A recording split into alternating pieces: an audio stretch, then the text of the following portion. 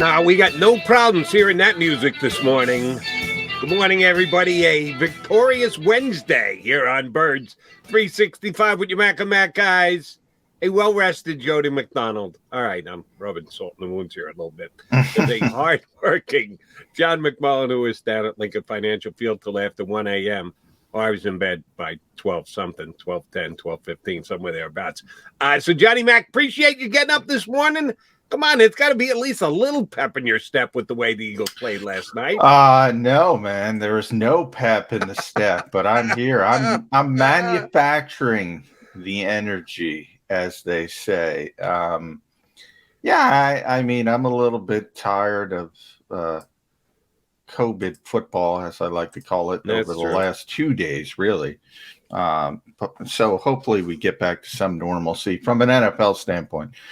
Obviously not from a societal standpoint. That's not going to happen anytime soon. But look, the Eagles took care of business. They had a sloppy start, which I don't think is all that surprising. I thought we said that was a possibility yesterday. I mean, hadn't played a football game in 16 days. The quarterback hadn't played in another week on top of that, so 23 days.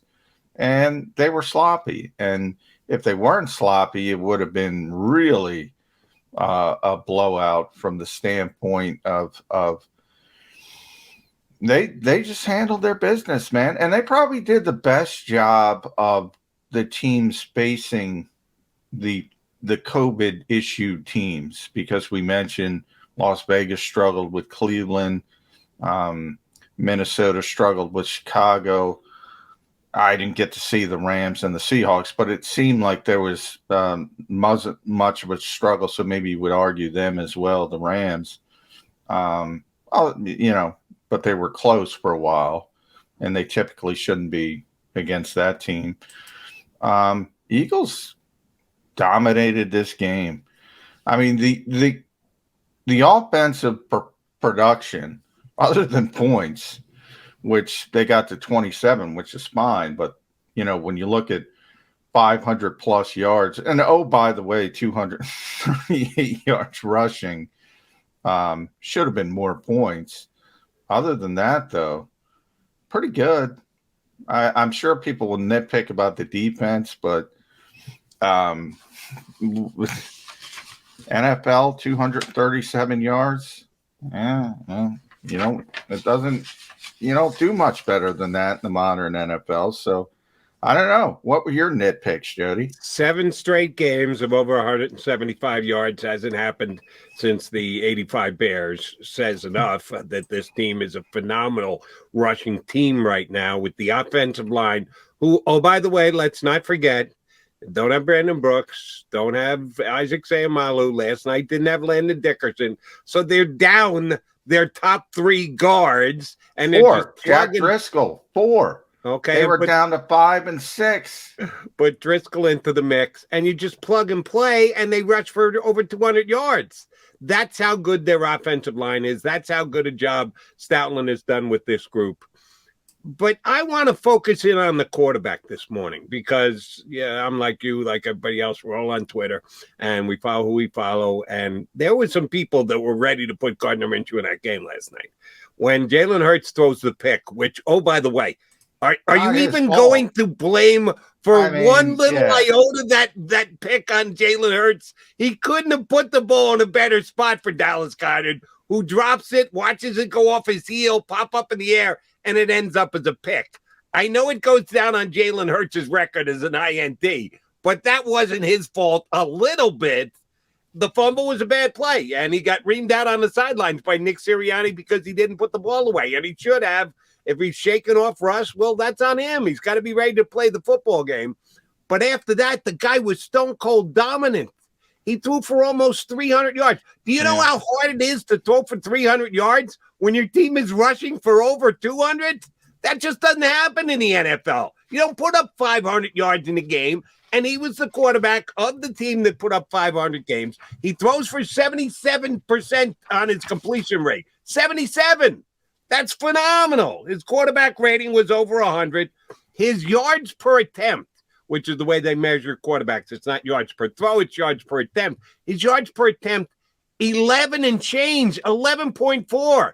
Johnny Mack, this week, NFL. Who's got the best yards per attempt in the NFL? Jalen Hurts, numero uno.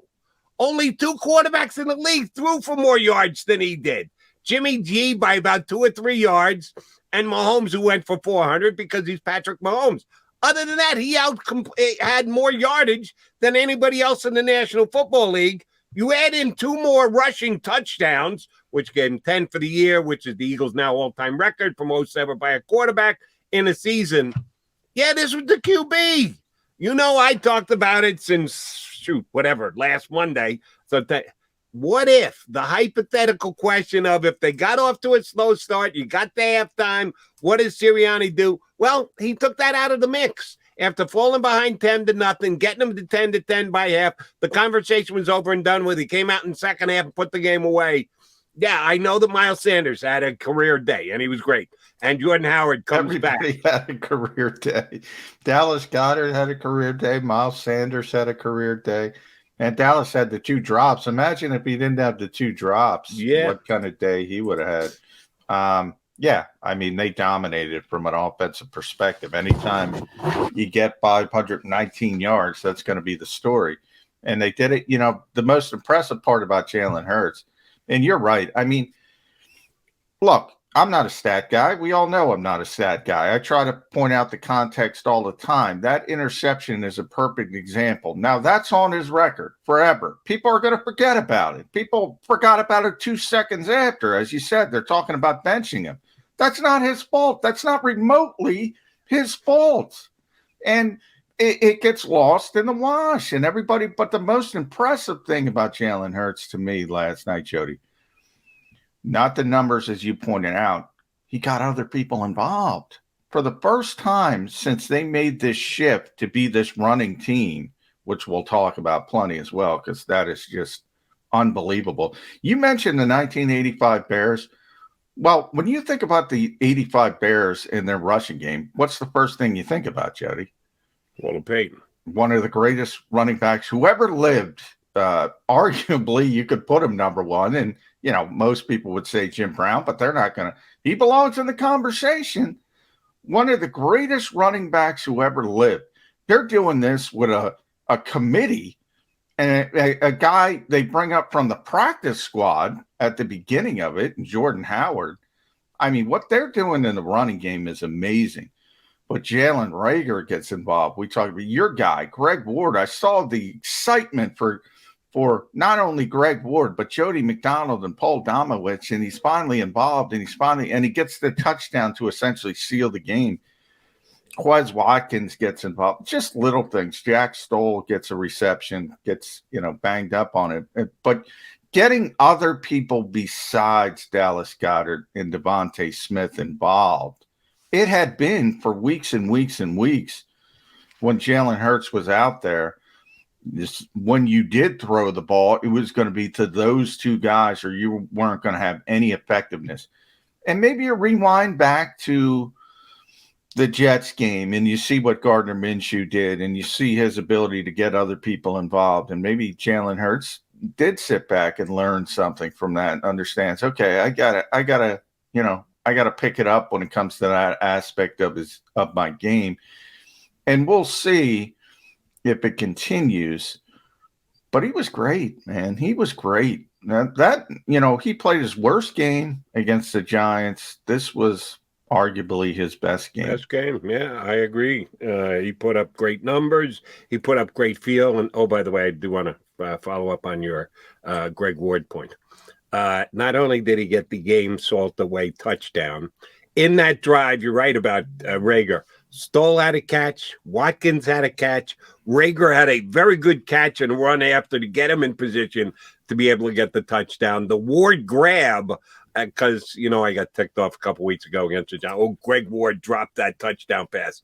He was fully extended in the air, was off his fingertips. It was a really tough play to make, and, it was a drop. I don't know about that. He did more drop one in the end zone last night in the first half. But the touchdown grab was phenomenal. So you're right. He spread it around. No Goddard, no Smith on the game-winning touchdown drive, which Reagor's got to get credit for.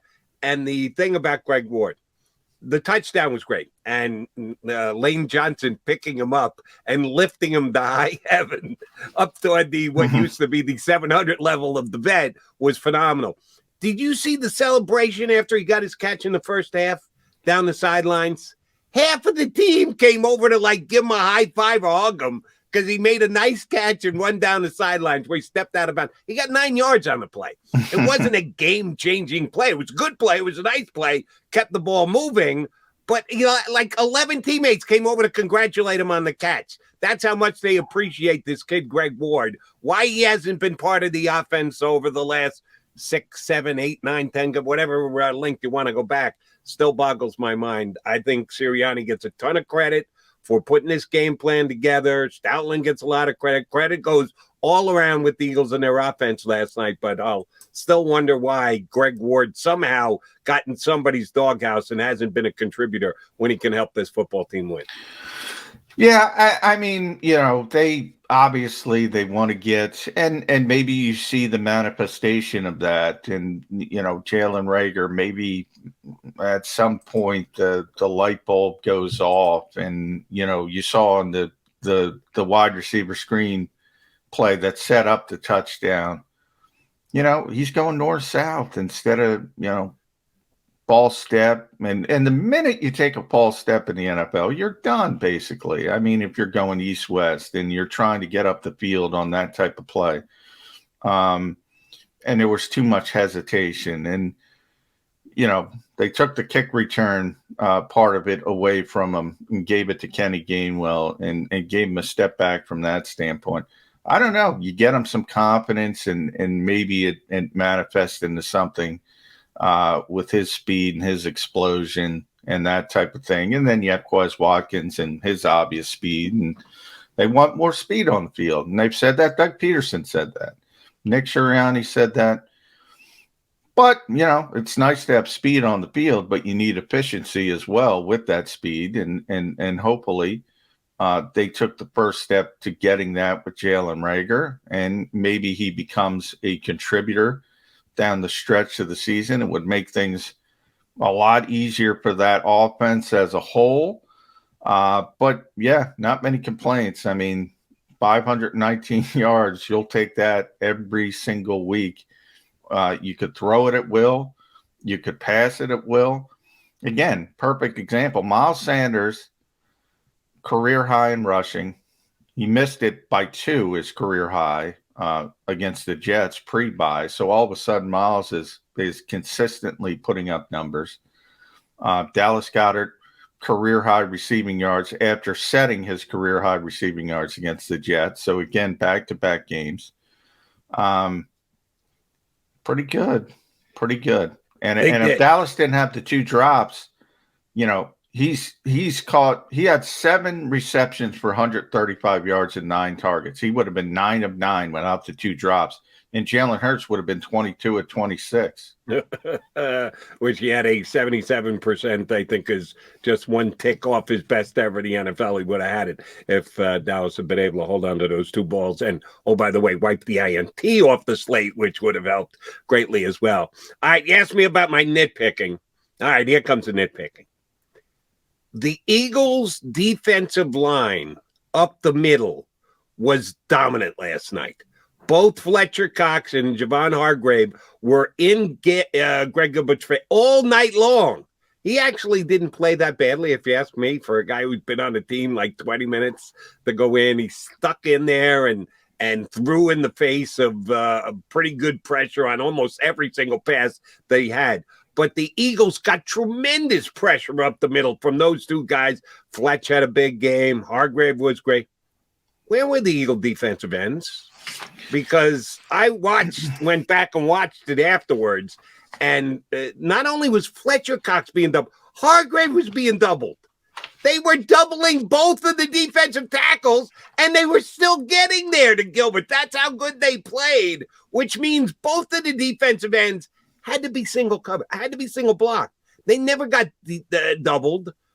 Was Josh Sweat there at the game last night? I'm not sure, because I didn't see him. Montez got the better of the Sweat battle. Yeah, not even close. Yeah. And Derek Barnett got a tackle because he fell on a guy who fell down. And he got one nice play where he made Gilbert throw the ball. He clipped his heel and he got him to throw it out to the sidelines on a play that they lost 2 yards anyway. But that was it. Where was their defensive end? That's the way you're supposed to get to the quarterback is from outside pressure. The defensive front, the two middle guys are supposed to collapse the pocket, make the quarterback move into the defensive end. They did none of that last night. If the two tackles hadn't had their game, Gilbert could have had an even bigger game than he did. Kudos to Fletcher and to Hargrave, but where the hell were the defensive ends? Yeah, Fletcher was tremendous, especially. That was probably his best game of the season. As far as dominating the game, sort of like, I don't want to say the old Fletcher Cox, but what people expect from Fletcher Cox. Yeah, I agree with you. The defensive ends didn't produce, and that's where you hear. I mean, you hear it every week. Why aren't they blitzing? Why aren't they blitzing? But you should be able to get home. And again, I go back to Chicago the night before. If you can get home with 4 and cover, especially with some issues, you can do a lot of things. And that was obviously their plan because Washington was affected on the offensive line as well. I will say they were, down Brandon Sheriff, so their best offensive lineman, interior, down to their third or fourth center, interior. So that might explain somewhat why Fletcher and Javon had such a big game. Yeah, but the defensive ends didn't produce as you would hope if you're paying that much attention. And that's why Washington double teamed so much, because they knew they were down, their best player, and they had to help the young guys. But I look at it from the other standpoint, and again, the Eagles are down to their 5th and 6th offensive guards, and they find a way to obviously run block, but then pass protect as well. For the most part, they had some issues. Jonathan Allen obviously got Sua a couple times on the pass rush, and Montez Sweat, and that was really that fumble was Jalen Hurts' problem, and that's why I heard such an earful from Nick Sirianni coming off the field. But yeah, I agree with you. If you want to, they certainly weren't making splash plays out there, and they needed to get more pressure on Garrett Gilbert. And the one thing I would say about Garrett Gilbert is he hung in there, man. He would stay in the pocket and he would take it. Quarterbacks in the NFL tend to be really tough, but he did not waver when the pass rush did get there. But he just, he doesn't have the talent, and he's certainly not even in the system long enough to do much. And the Eagles played it safe and took advantage of that. And I'll give Garrett Gilbert credit for toughness. Yeah, a couple of times he got rid of the ball, and you could see the hit that he was taking thereafter. Good for him. And it couldn't have worked out better from an Eagles perspective.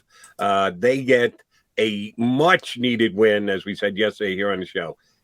You probably couldn't call it a must-win, but it was damn close to it.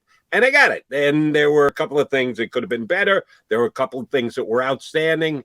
And we are now just 4 days away from a Giant team coming here to town who do not look like they can beat anybody. But they didn't look like they could beat anybody 3 weeks ago when they did beat the Eagles. But they even look less likely to beat anybody at this point.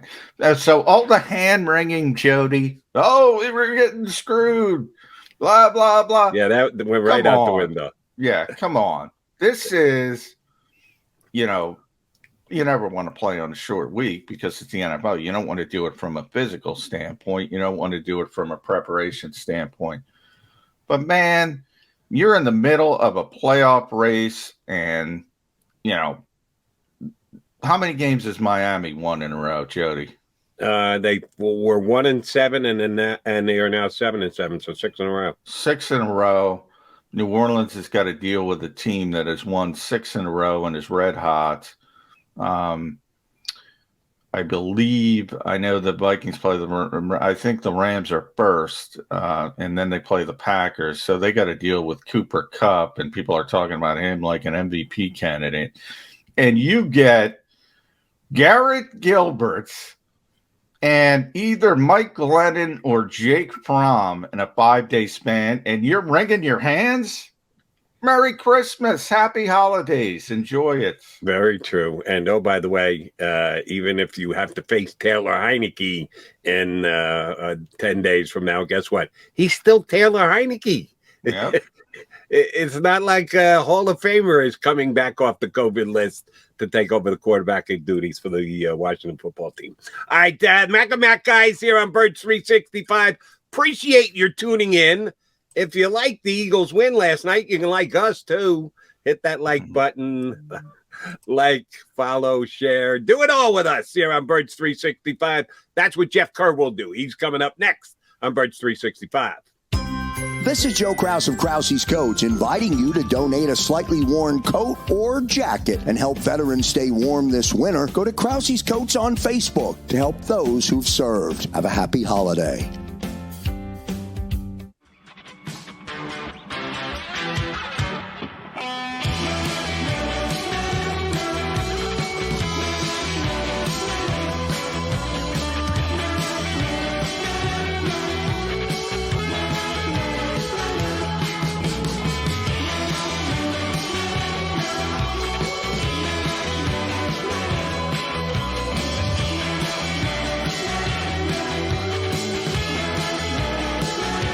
At Stateside Vodka, every new customer gets the world's best rocks glass, free.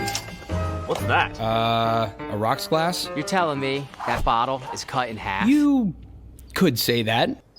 Holy shit. And you're telling me I can get one of these glasses for free? That's right. One free rocks glass per customer with each first-time purchase of Stateside Vodka. So good, it just disappears. The city of Philadelphia sparkles during the Christmas holiday season with an array of colorful light displays and illuminated Christmas trees, donated or installed for free by the talented electricians of IBEW Local 98. To learn more about who we are, what we do, and career opportunities at IBEW Local 98, visit us at www.ibew98.org.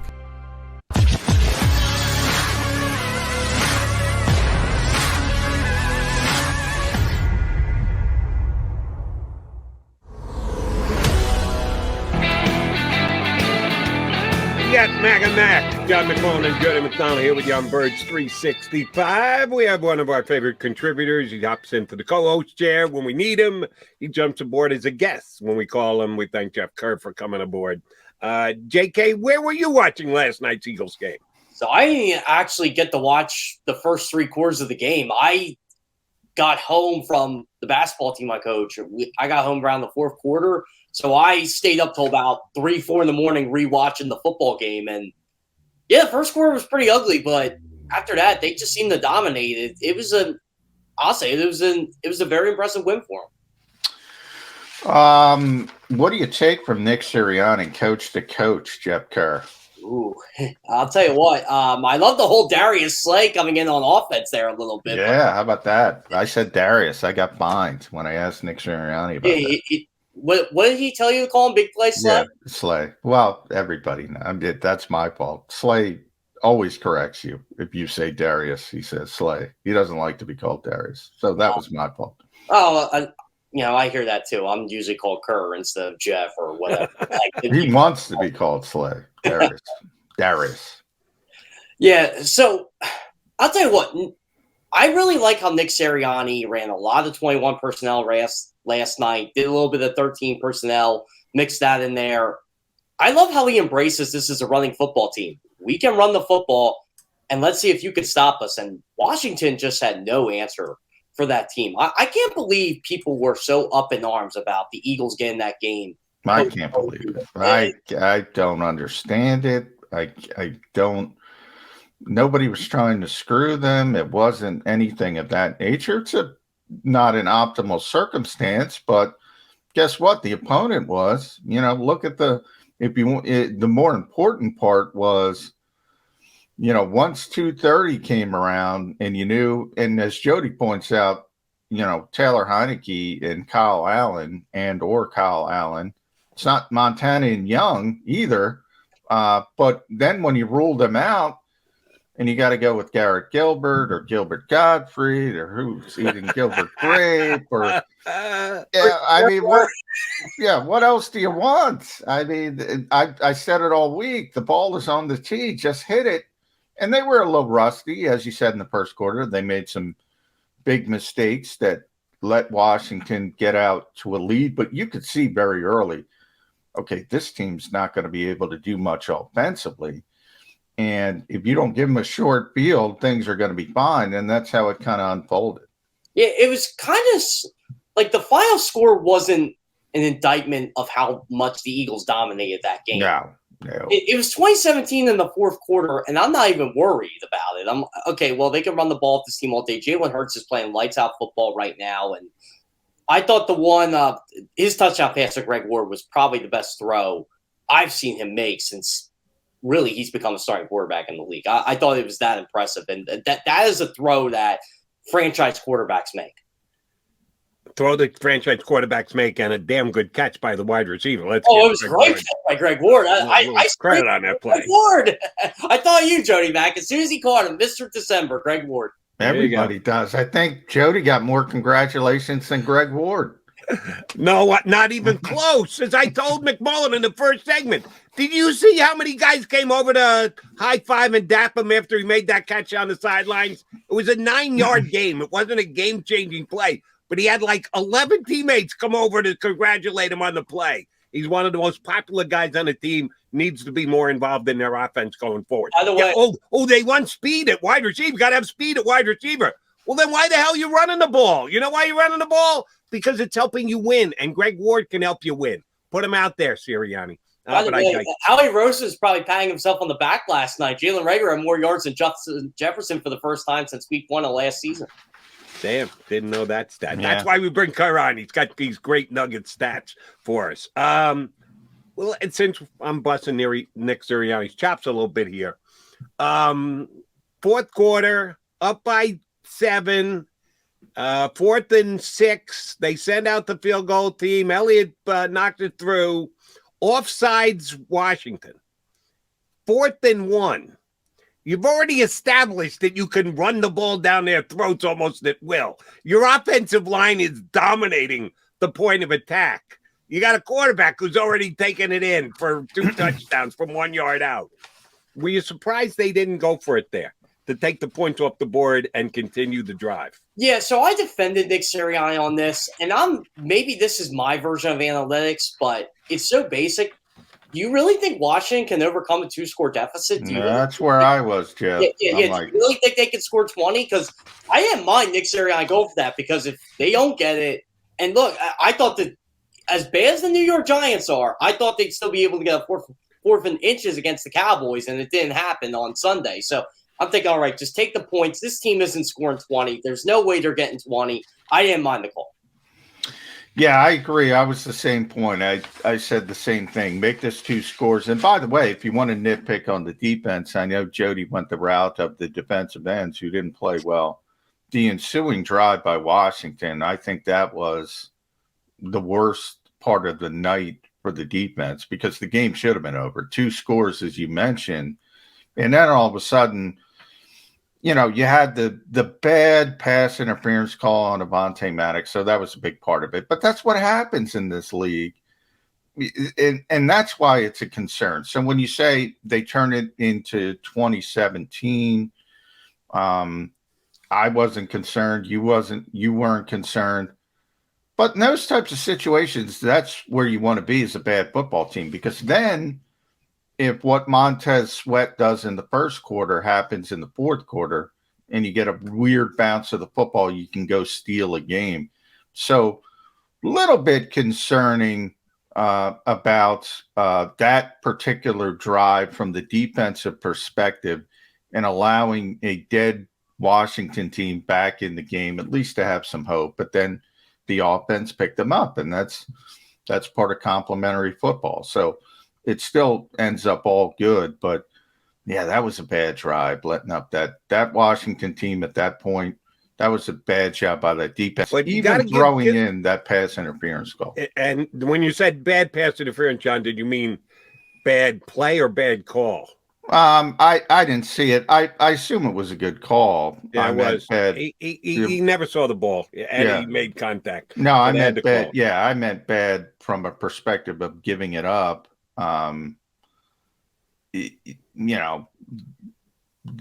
In other words, it would be really difficult for Washington to go 80 yards on their own or whatever that drive. That drive was 69, so it wasn't that far. But either way, it's very hard for them to go the entire field without getting some help, is my point. Yeah, honestly, John, this is where I think it's been the big conundrum on social media right now. I think there are a lot of people that would agree you take the points there, but like if you saw Thursday night's game, like Brandon Staley was just too over aggressive. I never had a problem with him being aggressive, but I'm like, there are times where you got to kick, and flat out they cost his football team Thursday night, and Nick Sirianni would, he'd be damned if that was going to happen to him. And the Eagles lose this game, they're done. I don't care. They would have been done. Oh yeah, they all the predictive sites had them under 10%.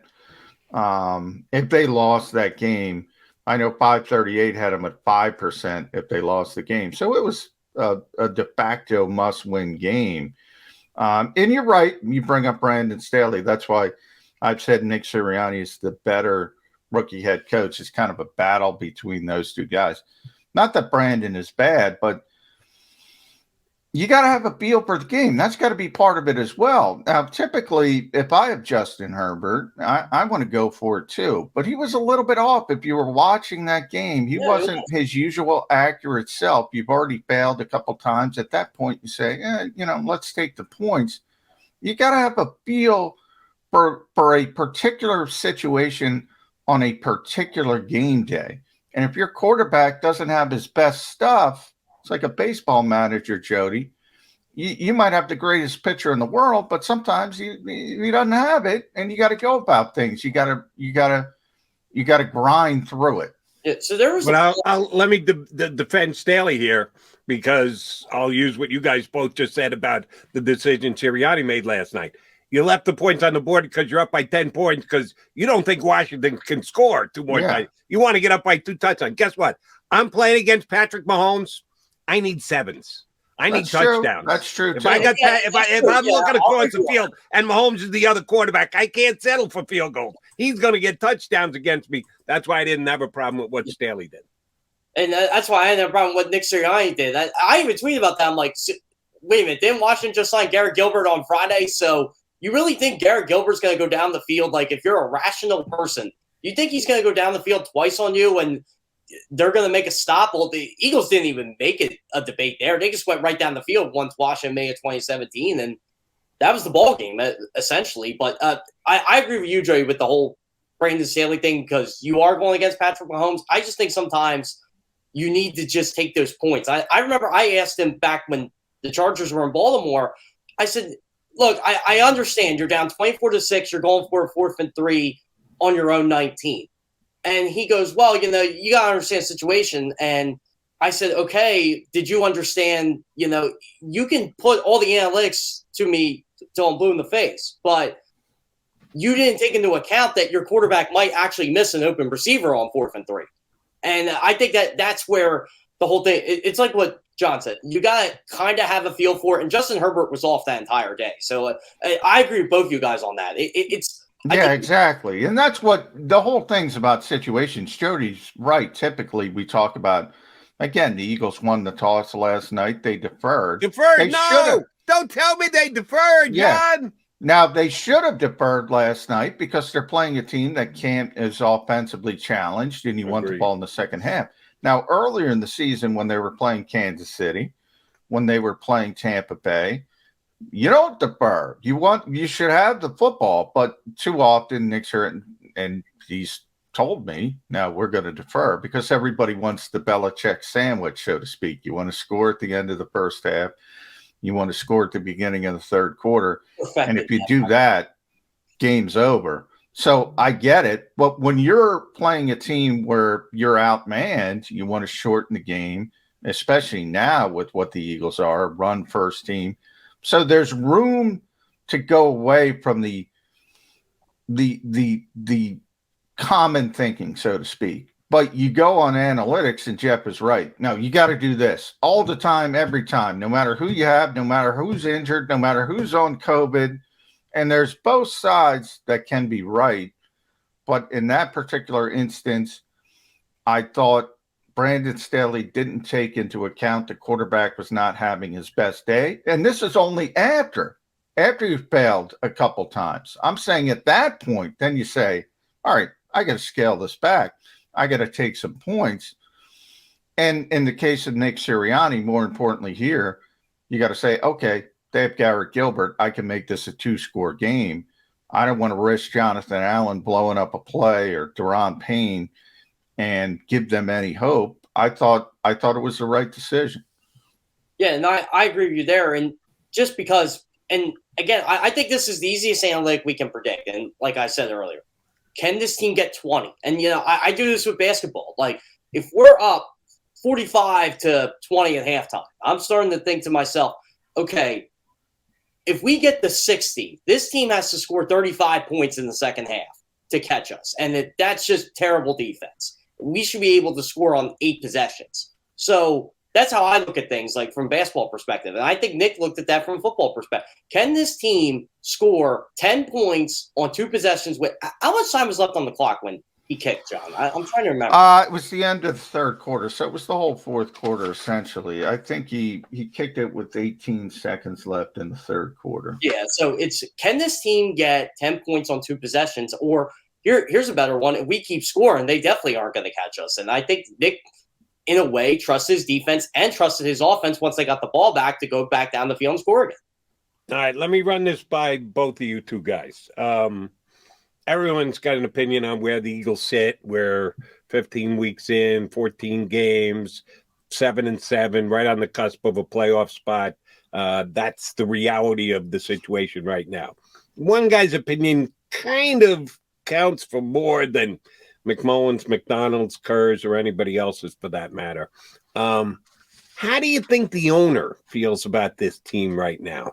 The guy who infamously told Doug Peterson, why didn't we pass more against the Green Bay Packers when they had gone into Green Bay and won a game? We know Jeffrey likes the throwing the football in the National Football League in 2021 dynamic and wants to be ahead of the curve rather than behind it. Well, the Eagles are turning back the clock to ground and pound football, and they've got a chance to make the postseason in a transition year. How do you think the owner's feeling about this football team right now? I mean, honestly, I don't want to speak for Jeffrey Lurie, but... Oh, I'm asking you to. That's exactly what I'm asking you. I'm trying to get you into the mind of Jeffrey Lurie. Oh, how funny would it be, though, if he went... Say they don't run for like 150 yards, and he'd be like, Nick, why don't you run the ball more? Wouldn't that be a 180? But I think he does want to have like this high-flying Patrick Mahomes, Justin Herbert passing offense, but... he hired a pretty good head coach here that knows how to adapt to his personnel, said to himself after 6 or so games, you know what? I know this is what the owner wants, but this isn't what's winning us football games. I'm changing the philosophy here, and I'm going to do what I think is best to get this team in contention in a relatively weak conference. And look what they're doing. They're averaging over 200 rushing yards per game since week 8. They are turning back the clock, but it's fun football. For me, this is fun football because this is fun football for me is stop us. This is what we're doing. We are going to have different formations, different personnel. We got a running quarterback. We got an explosive running back. We got a battering ram to go with them. We have the best offensive line in football. Go up front and stop us. And really no one has done that since Nick Sirianni has run the football. You got to give credit to Jeff Stoutland, too. Yeah, you think? Also, run game coordinator, also with offensive line coach. Go ahead, John. Yeah, I mean, from Jeffrey's perspective, and you have to give Jeffrey a lot of respect, to be honest, because, number one, it looks like he got another head coaching hire correct when a lot of people made fun of him for plucking Nick Sirianni out of relative obscurity, which he's done in the past. And even if you look at, people bring up Chip Kelly, you look at the early years of Chip Kelly, he was successful from a standpoint of winning games and getting the team in the playoffs. Obviously didn't sustain, but I don't think, I think it's a bigger, to both of you guys, I think it's bigger. I think it's sort of an extension of the Jalen Hurts decision. No, he still wants to throw the football. He still thinks that's the way you win consistently in the modern NFL. I think people also have to pump the brakes and realize, okay, this team is better than most people thought. Maybe not Jody and I. We were right here at the beginning of the season, so I'll toot our horns. They're playing meaningful football in the transition year, but they're 7-7. They're a 500 team, and they just got gifted a win by COVID and Garrett Gilbert. So I don't think his long-term philosophy of we need to be the Kansas City Chiefs who win consistently year in and year out, we need to be the New England Patriots with Tom Brady, the high-octane passing offense. That's where you want to get, but I give him credit for letting Nick Sirianni do what he has to do to win on a particular game day. And right now, that's running the football. So it's sort of like the long-term question with Jalen Hurts. I don't think it's as complicated as people think it is. If they can get better in the offseason, they'll try and get better. If they can get Deshaun Watson, if they can get Russell Wilson, they'll try to get Deshaun Watson and Russell Wilson. If they think Kenny Pickett is a star, future superstar in this league, they'll try to get Kenny Pickett. If they don't and they can't get the proven, they won't. And they'll continue on with Jalen Hurts and try to win games the best way possible. I don't think it's as complicated as people make it out to be. I really don't. This is what I want to know over. And again, the Baltimore Ravens are kind of proving this theory. Like, you can run the football to the cows come home, but can you win a Super Bowl doing it this way? Like, if I'm just looking at the Indianapolis Colts, for example, what happens when you stop Jonathan Taylor? Is Carson Wentz going to win you a playoff game after what I saw Saturday night? Hell no. So if you somehow stop Miles Sanders, if you stop Jordan Howard, can this quarterback win you a playoff game? I think he can win you a play. I don't know. It's still too early, but I agree. Yeah, can you win multiple? But can you do it week after week after week? If Patrick Mahomes was the Eagles quarterback, I'd be like, well, this team's going to the Super Bowl just because they can run the football off anybody. Oh, by the way, they have this shiny toy in Patrick Mahomes. That's what we have to figure out going forward. Can this team win consistently with Jalen Hurts? And he has a chance to do it over these last couple games. I know it's just the NFC East, but it's still meaningful football, and every week's a playoff week for this team. It is, and yesterday the Eagles and Jalen Hurts answered the call. He threw for almost 300 yards. Yeah, great. Where they were running for 200 and change to get 500 yards of offense. Quarterback's got to get a pretty good chunk of change. Certainly the coach does, the play caller does, the offensive line does. A lot of things go into it. And the fact that they had guys on the outside making plays who don't usually make plays, the balance was there like it had not been probably all year long, even though they only got 27 points. All right, I'll be the bad guy.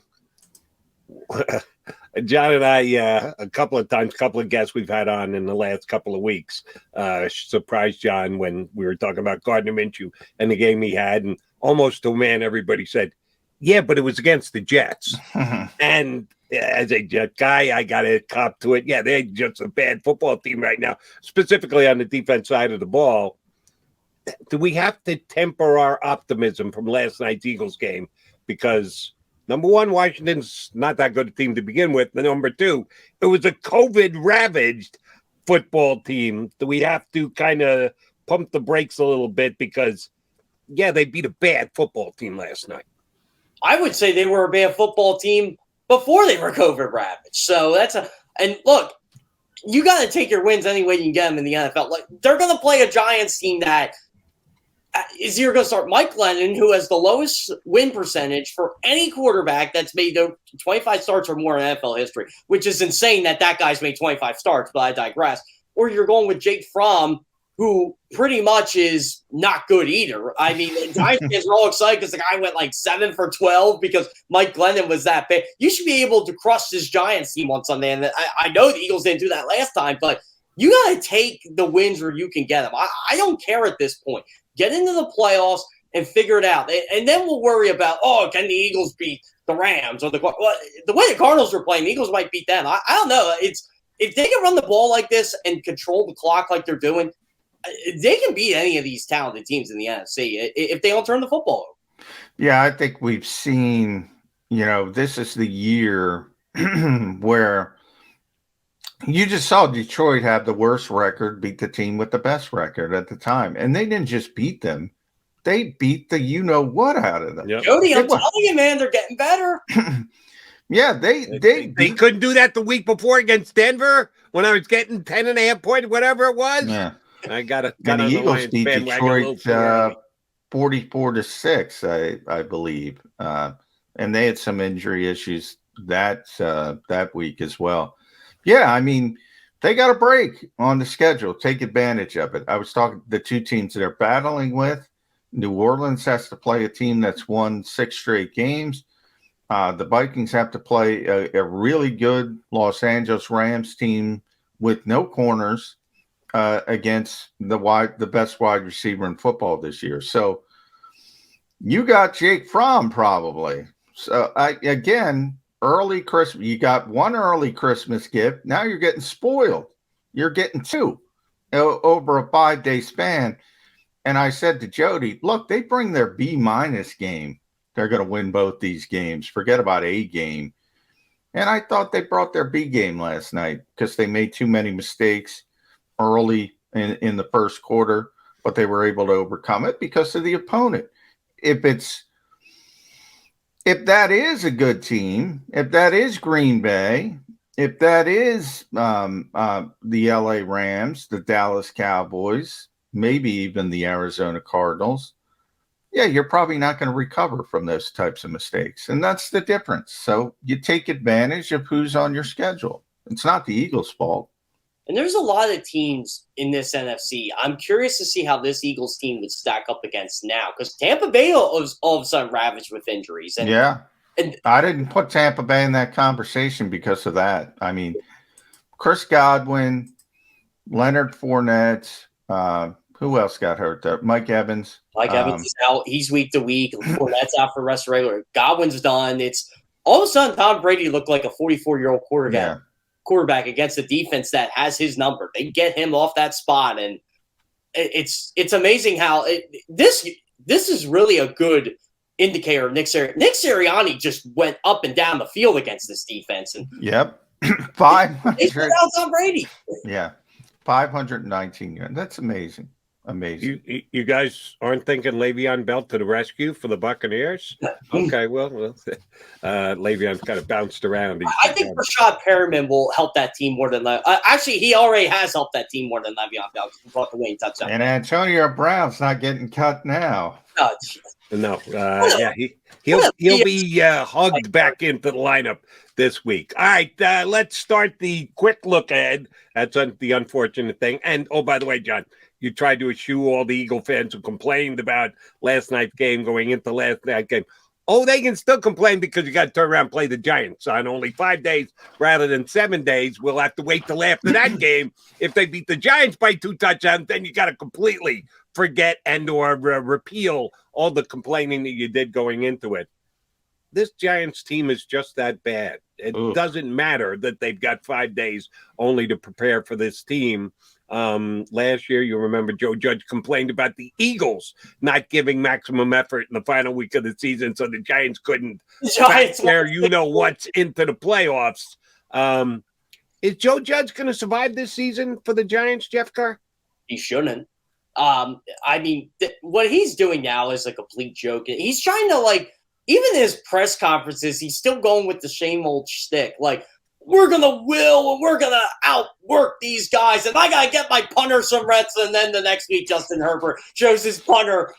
By the way, Jeff, was that a real quote? I meant to look that up. It actually was. We wanted to get him. I'm paraphrasing it, obviously, but he basically. No, I know what you're talking about. Though. Yeah, I didn't know if somebody was joking on Twitter. Oh no, that was as real as it. I gotta find the transcript. I have it in my email somewhere, but I'm like, oh my god, he didn't just say it. He gave an explanation of, he was kicking the ball really well. I'm like. Did you watch Super Bowl 52? There was one punt. That's a good thing. I don't get Joe Judge. I know you're a special teams coach at heart, but you got to get your punter involved in the game. The only way I want my punter involved in the game is if he botches a snap and runs for 10 yards and it's first down. And then I'd still be mad at him because he botched the snap. But I digress. Joe Judge and that team, he's ruined Saquon Barkley. Kenny Galladay's hurt all the time, but what a terrible sign that was. Their offensive line stinks. I thought Will Hernandez was going to be this really good guard for them, and he hasn't. Yeah. Well, Jeff Stoutland, can we talk about Jeff Stoutland for a second? Because, and I'll bring it back to Jeffrey Lurie again. We were talking about Jeffrey Lurie.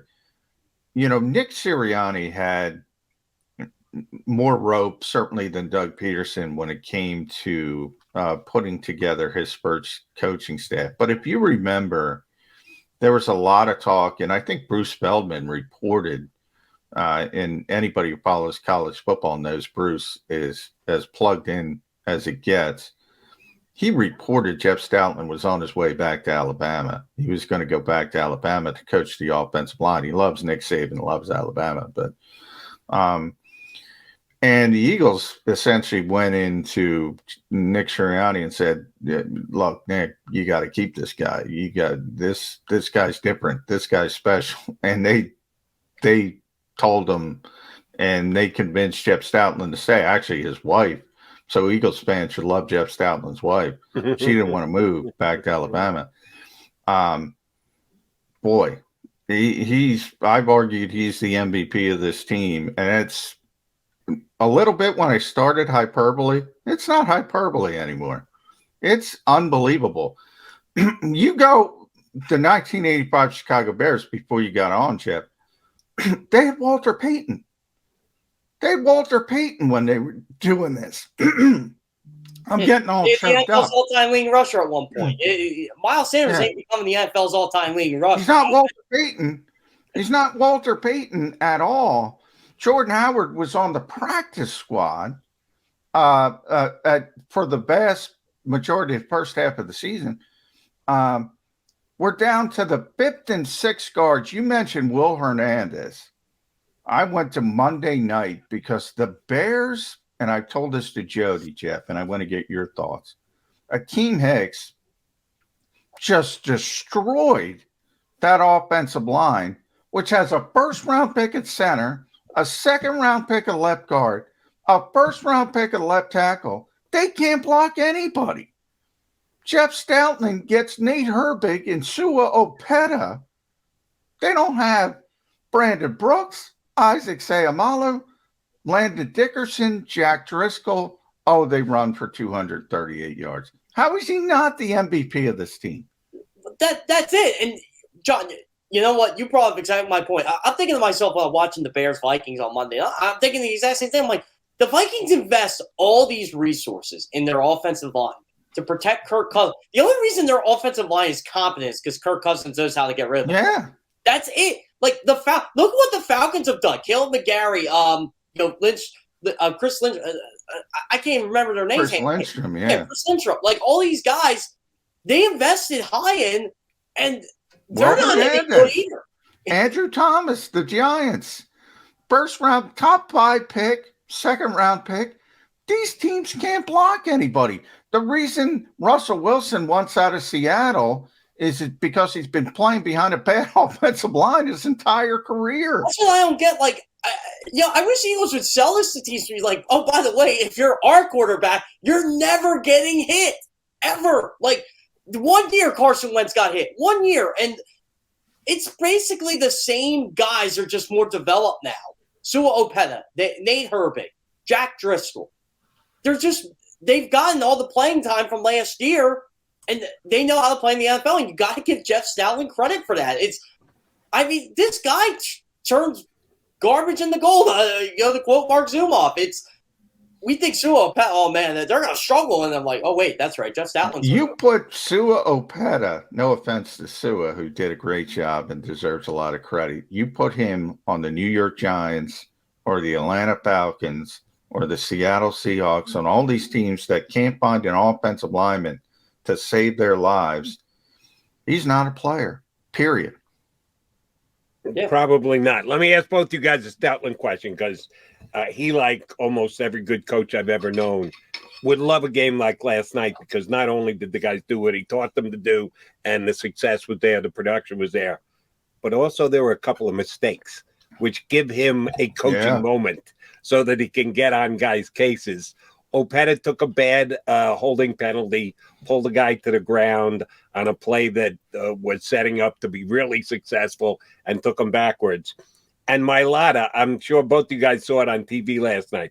Did you see his hold? Oh, that was bad. Yeah, that was like a bear hug. He bear hugged the guy. Yeah. Now, Mailata's still a relatively young guy, but he's not a rookie. He's been on the bench for years. He's finally getting his chance to shine, and he's doing it playing like a Pro Bowler. He wrapped both arms around the defensive And by the player. way, that was on a 4th and 1 play, and Jordan Howard converted, and he was downfield. He had long converted the first down.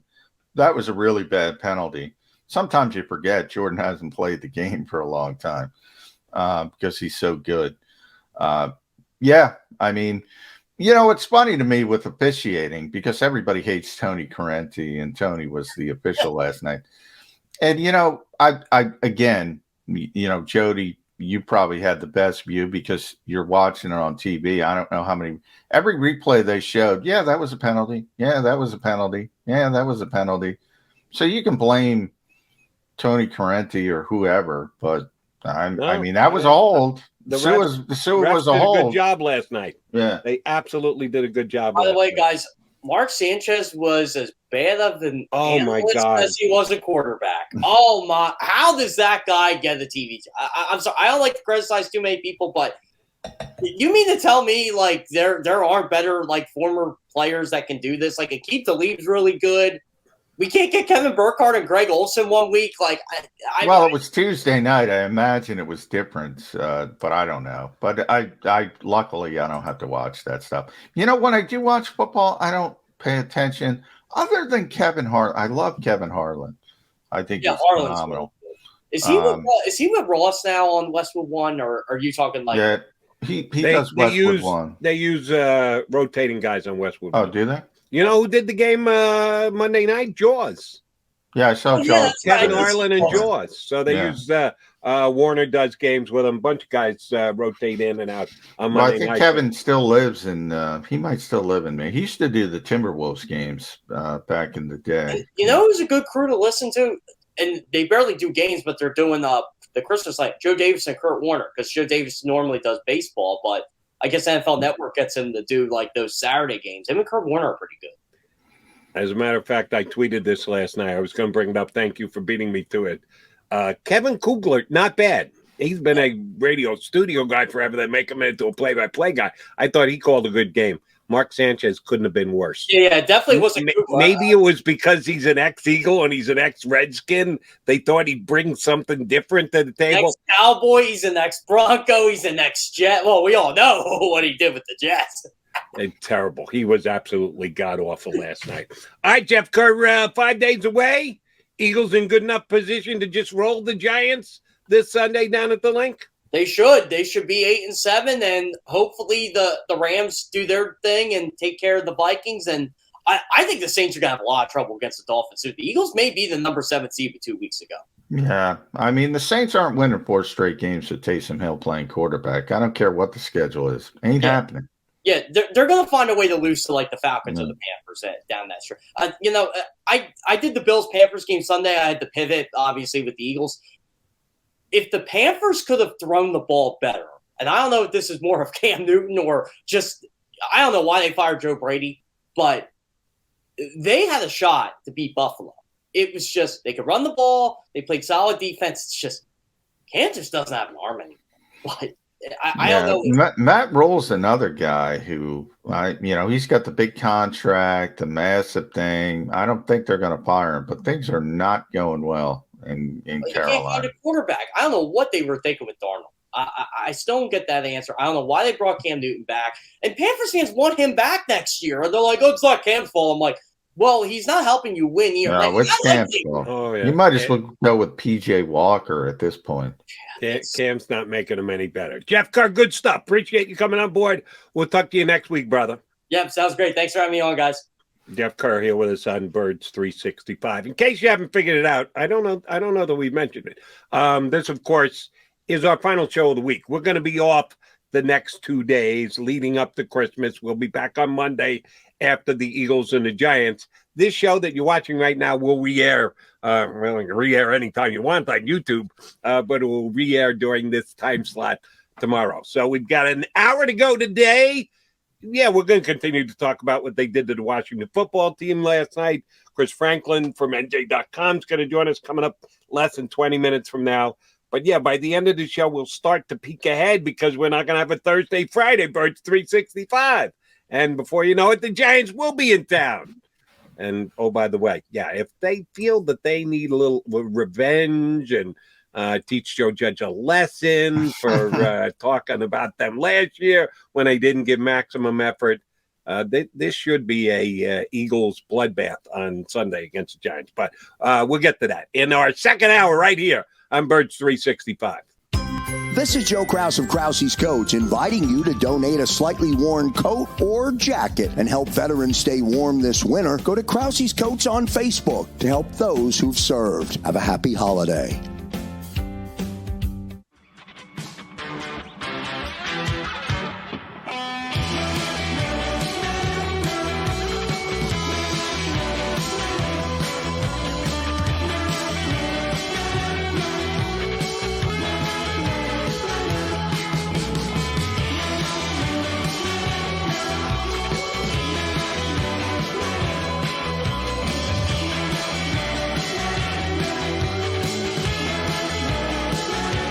At Stateside Vodka, every new customer gets the world's best rocks glass, free.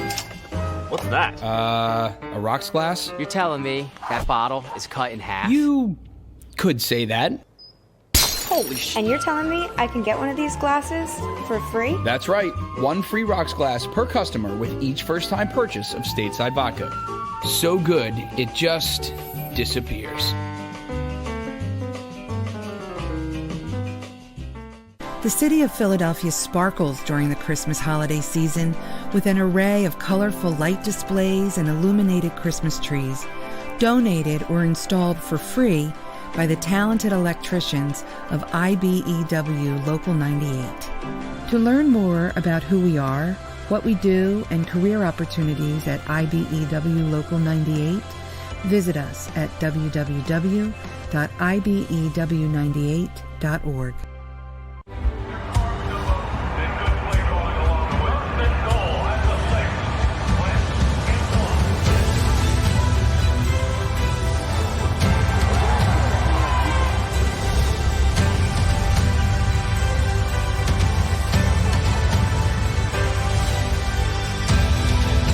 Field of life, First Trust Bank is there for you. 1, 2, 3. Because Philadelphia dreams deserve a Philadelphia bank.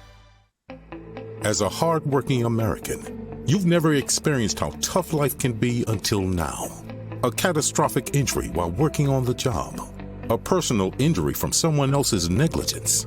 Turned away by other law firms in the region who didn't bother to learn your story. It's time to meet the Fritz & Bianculli Law Firm and managing partner Brian Fritz. Badly injured? Call the Fritz & Bianculli Law Firm. Find out why they say, we got this. Go for the midnight dares. Go for the game. Go for the hits. Go for the fans.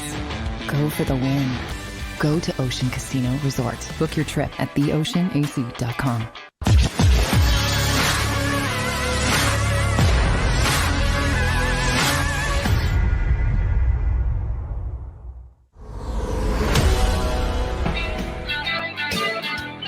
We are your Mac and Mac Birds 365 guys. John McMullen Jody McDonald. Johnny's working on a low gas tank today. He was up till wee hours of the morning finishing up his writing responsibilities.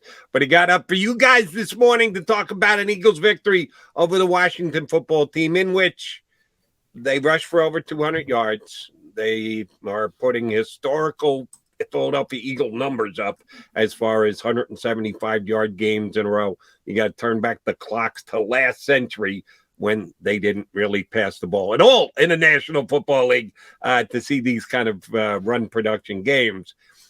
But, oh, by the way, don't let it fly under the radar that Jalen Hurts had a heck of a game last night. He threw for almost 300 yards on a night where they ran for well over 200 yards. You just don't see those kind of mixes. A 200-yard rushing game and a 300-yard passing game. That's exactly what you got out of the Philadelphia Eagles last night. And the quarterback's got to get a lot of credit for that. I gave you this stat at the top of the show, John, and you're not as big a stat devotee as I am, but his average per pass yardage last night was 11.4, the highest of any quarterback in the National Football League. 32 quarterbacks started this past week. The best in the NFL was Jalen Hurts, numero uno at 11 yards per. He threw for almost 300 yards with only 26 attempts. Do the math, that's 11 and change. That's outstanding. I think he took a major step forward in making a statement that not only is Jalen Hurts the quarterback of the Philadelphia Eagles right now, sorry, Gardner Minshew fans, he's going to be the quarterback of the Philadelphia Eagles next year, too. Well, I'm not going to go that far because I think it delves with things out of Jalen's hands and the Eagles at particular times. One of them would be, and we got plenty of time to talk about this in the offseason, there's Deshaun Watson's legal implications, whether you can convince him to consider Philadelphia. Can you convince Russell Wilson to consider Philadelphia, so forth and so on. I have no idea how Andy Weidel and company will look at Kenny Pickett or Matt Corral or any quarterbacks in the NFL draft. So there's a lot of unknowns there. But from what, and we heard it again yesterday, control what you can control from players and coaches, mainly talking about the move back of the game till Tuesday. He controlled what he controlled on the field last night. You bring up some great numbers, and look, part of it is, Jalen Reagor's, what was a 34-yard, that's a simple pass. That's a wide receiver screen that worked. On the other hand, Dallas Goedert's 45-yard reception down the field. Great catch by Dallas Goedert. Probably the wrong decision, to be honest. So if you look at these things and Mike, he threw it into double coverage, Dallas just made a great play. So there's context, but from my perspective, as I said earlier in the show, the best thing is getting other people involved. That's what great quarterbacks do. That defines Aaron Rodgers. Like I always say, people talk about Devontae Adams, great receiver, great route runner, great. He gets everybody involved. Martez Valdez-Scantling, Alan Lazard, Robert Tonyan was a nobody until he met Aaron Rodgers. He gets everybody involved. Now that Tonyan's hurt, it's Mercedes Lewis, who's, I think, 177 years old. It doesn't matter. He gets everybody involved with the offense because they're paying so much attention to Devontae Adams and all that stuff and how you see it. And that's, one of the greatest quarterbacks of all time. I'm not saying Jalen Hurts has got to be like Aaron Rodgers, but that to me defines a great quarterback. Can you elevate the people around you? Yesterday, he elevated a lot of the lesser playmakers around him. You have the two constants, and if anything, Dallas Goedert let Jalen Hurts down on a couple of occasions, but he picked him up on other occasions. So, that's part of the complementary football aspect. But big step forward for Jalen Hurts, no question about it. Coming off his worst game, I think he played his best game. All right, and get your take on, because this is a key element when we're talking about these last 3 games, making the playoffs, and also going forward if he's the quarterback of the Eagles next year. He took it in from a yard out twice to give him 10 rushing touchdowns for the year, breaking Michael Vick's quarterback rushing touchdown record as a Philadelphia Eagle. I think Shady McCoy, if I remember correctly, Shady definitely had a 15 touchdown season. I think he might have had 17 his best year with the Eagles. So that's the record out there for Jalen Hurts with 3 games to go. All he needs is 7 to tie Shady. How great would that if he had a 17 touchdown season as a quarterback? That would be unheard of. He only ran the ball okay last night. I don't think he's quite 100% with the ankle just yet, because we've seen him make bigger plays. He went into a couple of well-advised slides last night because nobody wanted to see him take a major hit in the extra yard or two. Wasn't going to swing the pendulum on the outcome of the game. What did you see when he ran the football last night? Do you think he's still healing from the ankle? I think that was my other most positive one when I said on the post-game show with D Gunn and Mark Farzetta and Devin Caney, and when I was on with them is, for the most part, he looked pretty healthy. And I thought I would see more limitations, if anything. And he really didn't. So, but I do think, while I say that, I do think the Eagles came in with the game with the mentality that, all right, we're going to at least temper some things from a quarterback run standpoint. So I do think they came in with that philosophy, and they stuck to it because they could stick to it. But overall, I think if he was forced to run more, if it was a tighter game, if he didn't, I think he could have run, and I think he would have, and I think it wouldn't have affected him. He looked relatively fine to me, and he was effective as well. I think he finished with 38 yards on 8 carries and the 2 touchdowns. So he was still a big part of the running game.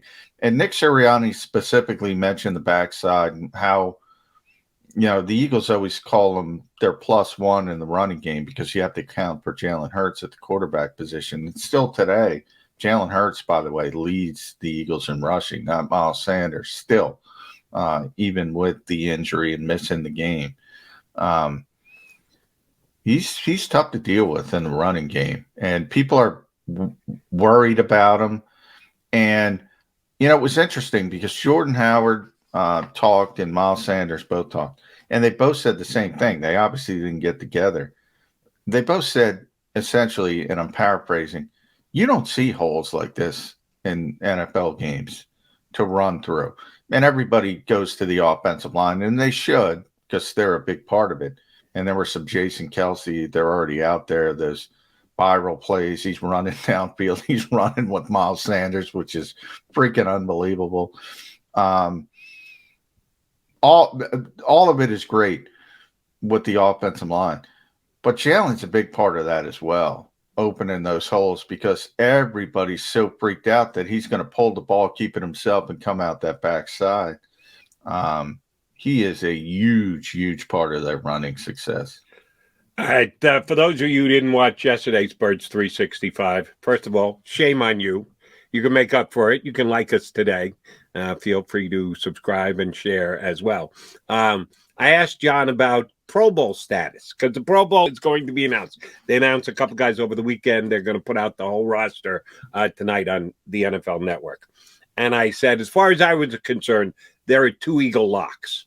One of which John just mentioned, Jason Kelsey is a lock to make it as a center. And with the season that he's had, Darius Big Play Slay is also going to, sorry if you don't like me referring to you by your given first name, Darius. But he can go make a Pro Bowl. And then there are a bunch of guys that are, I think, debatable. Both John and I think Jordan Mailata actually deserves consideration. There's some other very good left tackles. Trent Williams is the best in football. He's going to get one spot. Does Mailata get the other one? There's some other guys who have made it before. Not a given, but a shot. John mentioned Lane Johnson, and he's a guy, reputation. He's made it 3 times already. I didn't think he was necessarily up to getting a Pro Bowl spot. He's had a good year. He's had some downtime. He's missed some games, and that's part of it. Availability is still your biggest ability. Damn if he didn't have a good game last night. It was like, how dare McDonald say I'm not a Pro Bowl guy? He went out and just leveled the Washington football team. Fletcher Cox, who I said, if he makes it, it's on reputation only. Fletcher isn't having a Pro Bowl type year. Oh, he damn well looked like a Pro Bowl player last night because he was dominant in the middle of that line. They were sticking it to me last night, John. I questioned a couple of guys with reputation who would get in on more previous achievement than what they've done this year. A couple in the trenches guys kind of poked me in the eye last night with their performance. Now, truth be told, it doesn't have any effect on the Pro Bowl status. No. The votes were already in, so they're outstanding games. The other guy who I said also make it 3 for 3 was Dallas Goedert, because Pitts, the rookie tight end from Atlanta, actually has better numbers. We all know Kittle's going to be one of the two tight ends. Who's going to be the other one? It's a 3-man battle for 2 spots, and I said, well, Pitts has better numbers. I'm not sure if and Goddard goes out and has a career game. So all 3 of those guys that I questioned yesterday poked me in the eye. Oh, yeah, we're not Pro Bowl players? They all look like Pro Bowl players last night. How many of the 3 are going to actually get in, John? Well, I said yesterday I'm sticking to it, and a lot of it is because, I've seen guys sort of ruminate about who's making the Pro Bowl, and they default to guys. So, I mean, a lot of it is reputation. If it were up to me, because you have limited spots, and as you mentioned, Trent Williams and Tyron Smith, and those guys are just like standard bearers. And I think Lane is in that category as well, to a little bit of a lesser degree. People just kind of default to him, and people certainly default to Fletcher Cox. Because he's been doing it for so long. I think those 2 guys are both going to make it. I think Jordan would deserve to make it this season more than Lane. Remember, Lane missed 3 games because of the issues he was having as well, so that factors into it as well. Jordan missed a couple games with injury, though, so they're all deserving. They're all Pro Bowl level players, even Fletcher Cox. Fletcher had a bad start, but over the past, I would say 5-6 weeks, it's been pretty exciting. He's played well. But, he doesn't have a ton of sacks, and people look at sacks, and the Eagles as a whole don't have a ton of sacks. So that'll hurt him.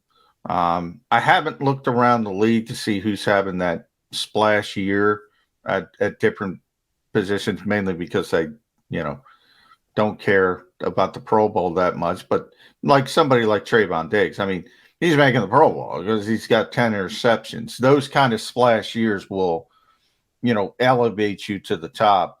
So if somebody is having that at a position, it's going to affect things. But they're all deserving players. Jake Elliott, I would throw in that conversation as well. So Eagles have been better than people expected, and a lot of that has to do with players performing at a high level. High level is 7-7, which means you're in the playoff conversation. We'll have a conversation with Chris Franklin. Oh, yeah, I got choked up earlier. It happens. Yeah, what were you talking about when you got choked up? Stoutland. It was more Stoutland. You get choked up about Stoutland. I get choked up about Chris Franklin. He's going to join us next here on Birds 365. This is Joe Krause of Krause's Coats, inviting you to donate a slightly worn coat or jacket and help veterans stay warm this winter. Go to Krause's Coats on Facebook to help those who've served. Have a happy holiday.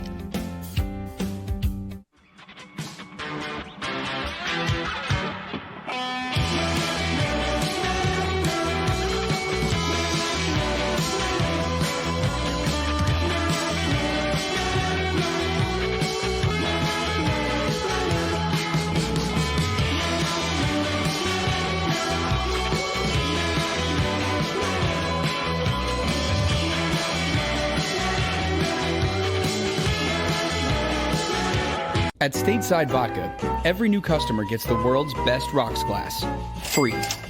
What's that? A rocks glass? You're telling me that bottle is cut in half? You could say that.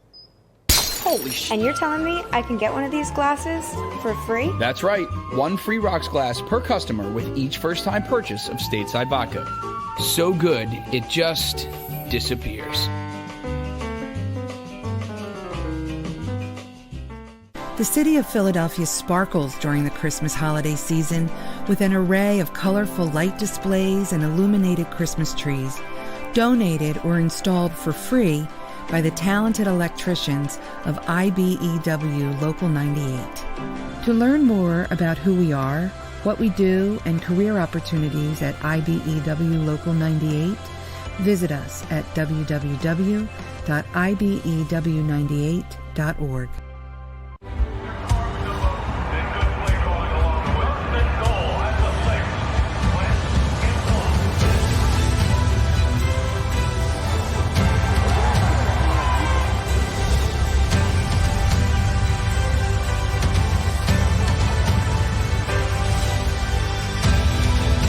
Field of life, First Trust Bank is there for you.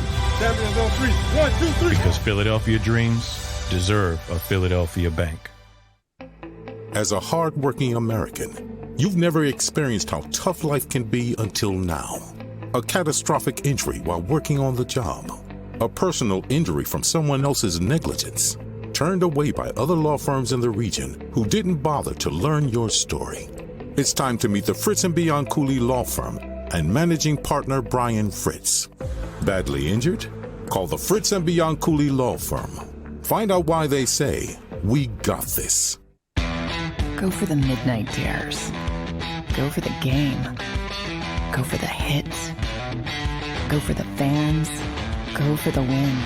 Go to Ocean Casino Resort. Book your trip at theoceanac.com.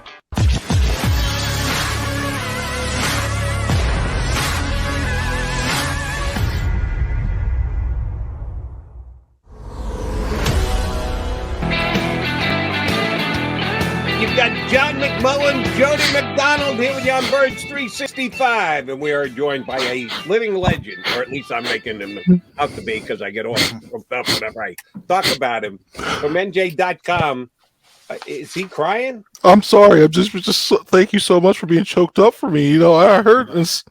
It helped. Thank you so much. There is no crying in football. Suck it up, Franklin. Get the job. All right, thank you. Oh, sorry. All right. So, if you had to grade the Eagles last night from an A+ to an F, all things considered, whatever curve you need to grade on because of the postponement of the game and the quality or lack thereof of the opponent, what kind of grade would you give the Eagles for last night's performance? I'd probably give it a B-. And the reason why I do that is I look at the fact that it should have been, the gap should have been larger than what it was. And especially the fact that they fell into that 10-point lead, that 10-point deficit. They turned the ball over twice, especially the fluke. I understand the interception was a fluke one, but not holding two hands on the ball while climbing the pocket, and that fumble with Jalen Hurts. Besides that, the way they came back, the way they didn't panic, because sorry, if I was in that situation, I'm looking like down 10-0 and the Joe Webb game starts breaking their mind and everything else. But I thought overall they came back, they played solidly defensively for the most part. The offense established a run early, and overall I thought it was a B-. Yeah, it's interesting you bring up B-. I said if the Eagles just forget about their A game, if they bring their B- game, they'll have no problem beating the Washington football team. And by the way, the New York Giants, we'll get to that in a little bit, but coming up over a 5-day span. You're right, Chris. I mean, you look at the final score and you say, well, they had 519 offensive yards. They're running the football at will. Jalen Hurts had his best game passing, I would argue, the entire year. He's getting other people involved. Jalen Reagor's involved. Greg Ward's involved. Quez Watkins gets a couple touches. I think that was a positive.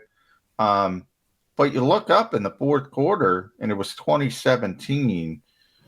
So if I ask you to nitpick, what's your biggest nitpicks with this game besides that early sloppiness? So we acknowledge that, but Why 2017? Why did it get to that point early in the fourth quarter? I think they played more passive zone toward the especially in that second half, and they allowed Gilbert to start to find the little parts here and there. I started to see a little bit. I don't know if it was more of trying to keep players fresh for Sunday's game, but you started to see more Teron Jackson, more Milton Williams on the field a little bit. So I think that helped out in what the final score is defensively. Offensively, I know that Washington started losing a lot of players in that secondary, but I just would have hammered the ball home as much as possible to try to run the clock a little bit more, get that game over with, get over and out. So I think they started to do that a little bit more, and obviously they weren't converting as well as they did in the first half, toward the end of the first half on those third downs or some of those drives. So I thought that prolonged things a little bit, kept Washington around a little bit. But I mean, to be honest, I thought like it was one of those things where it got close, but you didn't feel like in that second half, like, all right, they got close. Like, could they find this? But it just seemed like the Eagles had all the momentum toward the end. But I'd probably say those would be the biggest things I'd probably nitpick on them. Yeah, I didn't see the Eagles. Even when it got to 3, I didn't see them losing that game.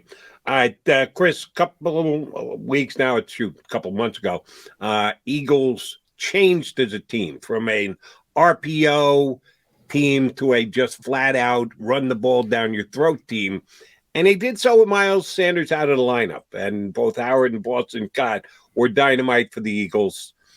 Miles Sanders came back, and some people were like, yeah, sorry, Miles, you've been Wally pipped.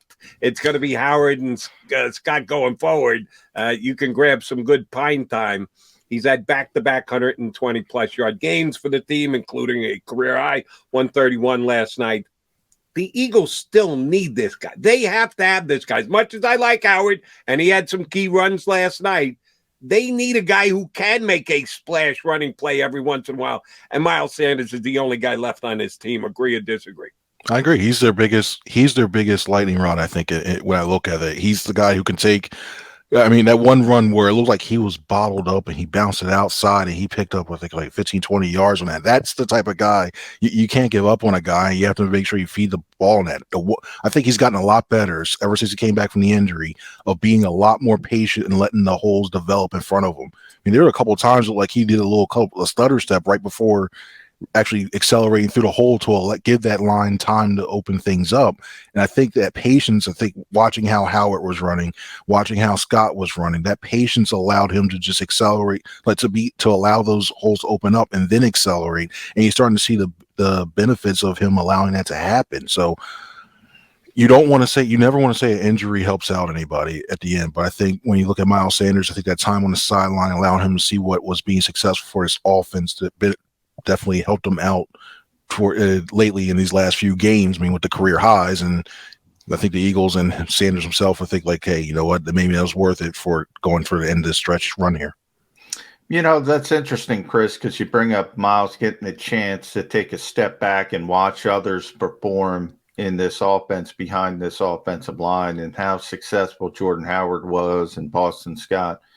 Jalen Hurts got an opportunity to do that for lesser time, but he got to watch Gardner Minshew and against the Jets, and we all acknowledge it's the Jets and that's the context, but he did get other people involved, Gardner, as I was saying. Do you think Jalen took a look at that and said, you know what, I got to maybe mix a few more people in than just Dallas Goedert and Devontae Smith? Because for a while, the passing attack was just Dallas and Devontae. Yeah, I think so, because the Eagles were starting to become pretty easy to defend. It's like, okay, you see those two guys, we got them all bottled up, put a safety, go 8-9 in the box, and then basically you stop their offense. But I think especially with them spreading the ball a little more, I mean, it ripped this guy before lately a lot in the last few weeks. Jalen Reagor had a good game last night.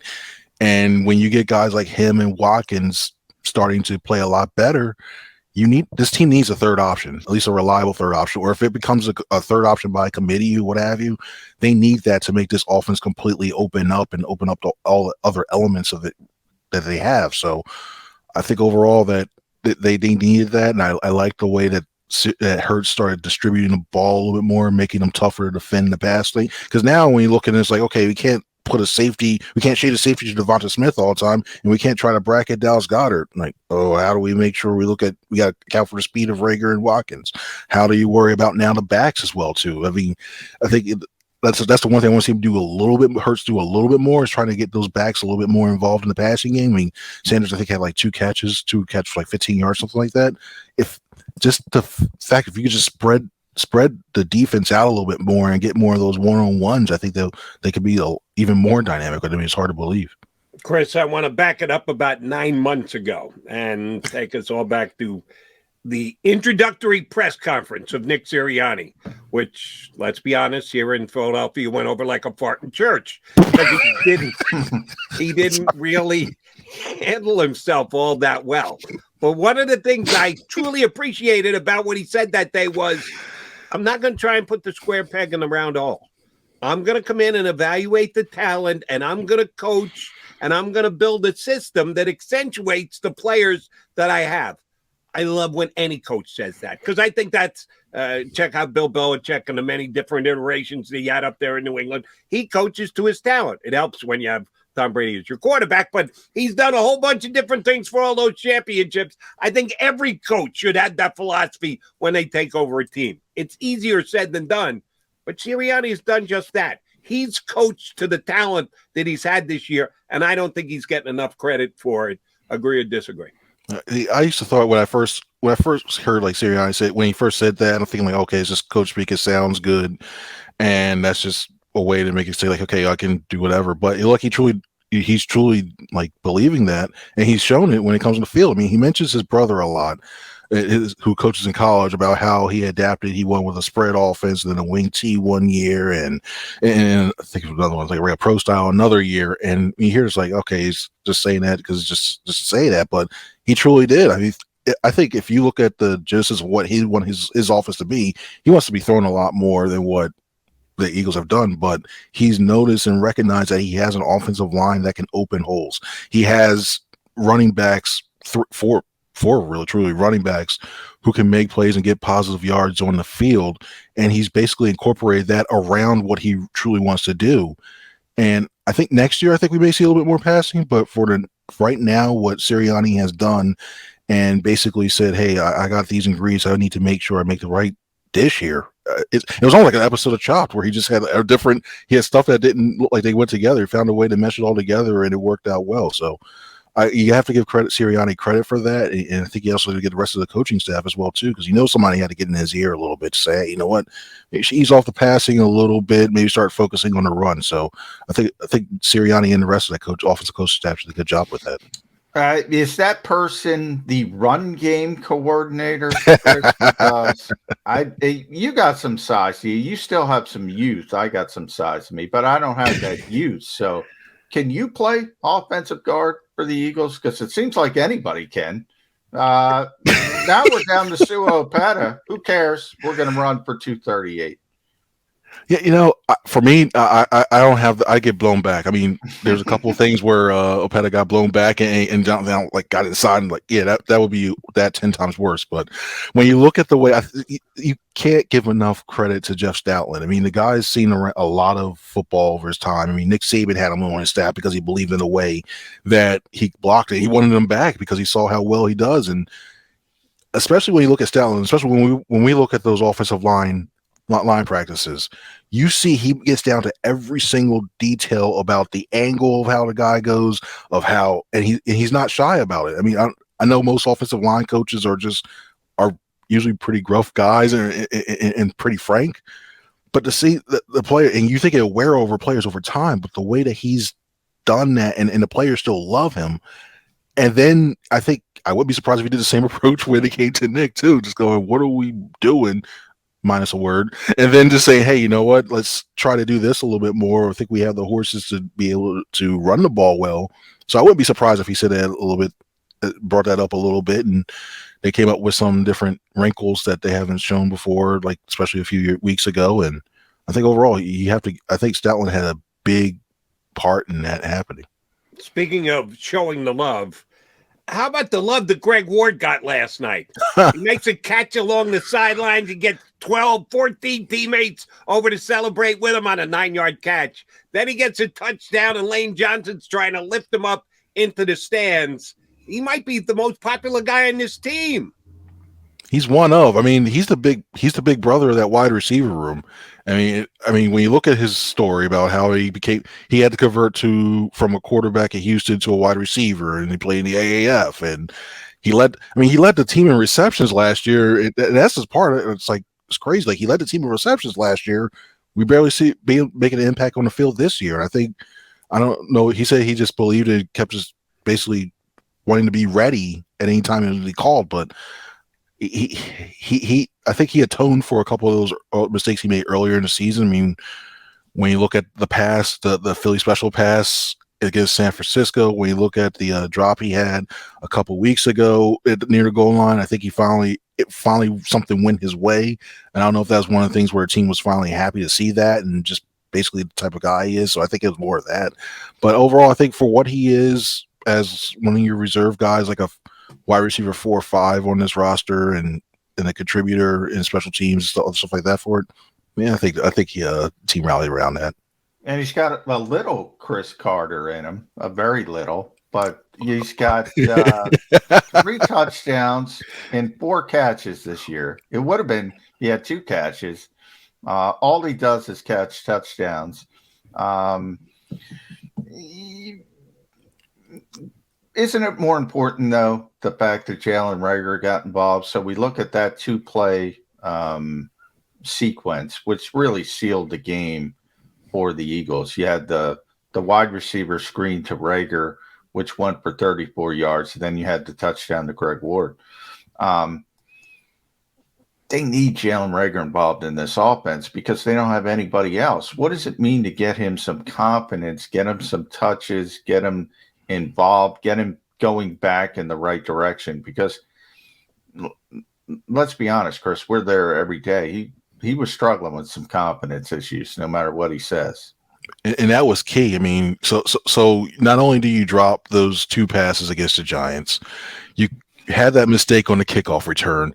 You come out on punt returns. I mean, I don't know if it came across with a TV copy, but he was being booed a lot. Oh, yeah. Every time he came out there, they announced Jalen Reagor, and he was getting booed a lot. So I think just those little simple things. I think when he ran that slant, I believe it was a slant, but when they gave him that little short passes and he was able to turn up and make that, I think that was key. And it just appears like that's going to be the type of player he is. I mean, I know it's basically saying, oh, wow, if anybody has confidence, they can do well. But I think for him, truly, it's one of those things where he needs that. And if one thing goes bad, it just starts a chain reaction of stuff continuing to go bad. So I think that's huge for them. They need a guy. They need a true speed, a consistent speed threat, because you see Watkins and he does some stuff here and there that's good, but you see it pretty much. They just try to go Watkins downfield. They need a guy who can not only be that threat on those jet sweeps, not only be the guy who could be a wide receiver screen guy, but who could run all the routes on that tree. He knows how to do that. It's a matter of consistency with him. So if he keeps that confidence going and he can consistently play well, that's going to be huge for this offense. All right, Chris, over the last 4 days, the 4 NFC East teams have played each other, and the Eagles easily handled, is one way to describe it, last night, the Washington football team. And on Sunday, the Dallas Cowboys easily handled the New York Giants. Well, the Giants are coming in here to Philadelphia in 5 days. And if you compare those 2 games, you'd say, well, the Eagles are easily going to handle the Giants, except turn back the clock 16 days, and the Giants beat the Eagles. So give me your read on what needs to be done, how the matchup looks like right now. Has anything significantly changed in those 16 going forward to 21 days that can deter the Eagles from continuing to win games in their division? I think the Eagles should win this game, but I'm a little worried when it comes to that. I really think the rest thing plays a factor in this. Especially their physical team. We always talk about the run game. That takes a toll not only on the linemen, that takes a toll on the running backs too. And it appeared like the Eagles almost used it as in like a baseball. They wanted to use Sanders a lot early on, but then they brought Jordan Howard to be the closer, and that's why you didn't see Sanders much in the fourth quarter, and they wanted to just keep him rested. So I'm more worried about that because you'll have the Giants on normal rest, the Eagles still feeling the effects from Tuesday's game. The other thing I'm worried about is the fear of the unknown with Jake. If Jake Fromm is given, which he should be compared to Mike Glennon, he should be given a starting job up in there. And I don't know what it is about it, but it just seems like the Eagles have not had an answer for quarterbacks who get the ball out quickly, who throw it accurately, and they continue to attack underneath. And I just have that feeling that, also had the fact that the Eagles have given up the most amount of yards and receptions, I believe, to tight ends this year. And then you have Evan Ingram on the other sideline. So I think it's going to be I think it's going to be a lot closer than what people think. I think the Eagles win, but just feel like this game's going to be a lot closer and pretty uncomfortable into the fourth quarter, even if it's a home game, just because it's the Giants and Eagles. So yeah, if there's a big tight end play to be made, Evan Ingram will drop the ball. He'll make a bunch of catches leading up to that, but when the game's on the line, Kyle Rudolph will catch it. I don't know if he's healthy though. Kyle Rudolph, he's got those big Mickey Mouse hands with the yellow gloves. But you mentioned tweaks a little bit before, Chris, and I saw 3 interesting tweaks with the extra time. And Slay was the obvious one, which, worked pretty well as a decoy. Then they tried to steal from the Ravens, trying to get them to come offside on that potential 2-point conversion. So Nick always talks about watching other games, texting with the coaches. We love ball, blah, blah, blah.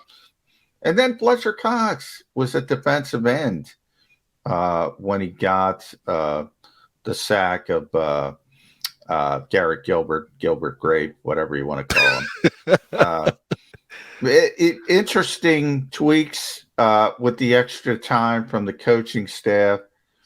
Is that a positive for you, or you just kind of take as just, hey, we're bored, let's try some different things?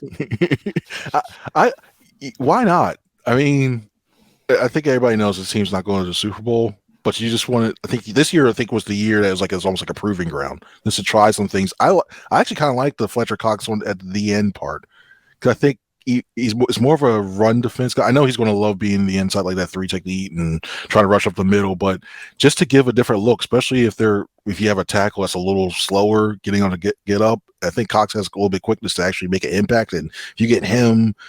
Say Hassan Ridgeway and Javon Hargrave on there, and if a team's just bad against bull rush, and you got those 3 going in it, I don't mind that tweak. Going back to the timeout thing, I saw it this week, and I'm sitting like, and then when the Eagles came up and did, I was like, oh, they're calling a freeze play. Oh, they're calling a freeze. They're just trying to do this. It's smart. The only thing I didn't like about it is they had to burn that timeout, and I thought that if they made that stop down there, they could have had a time to try to get another field goal before the half, because they only had the 2 instead of the 3. So I thought that was impactful.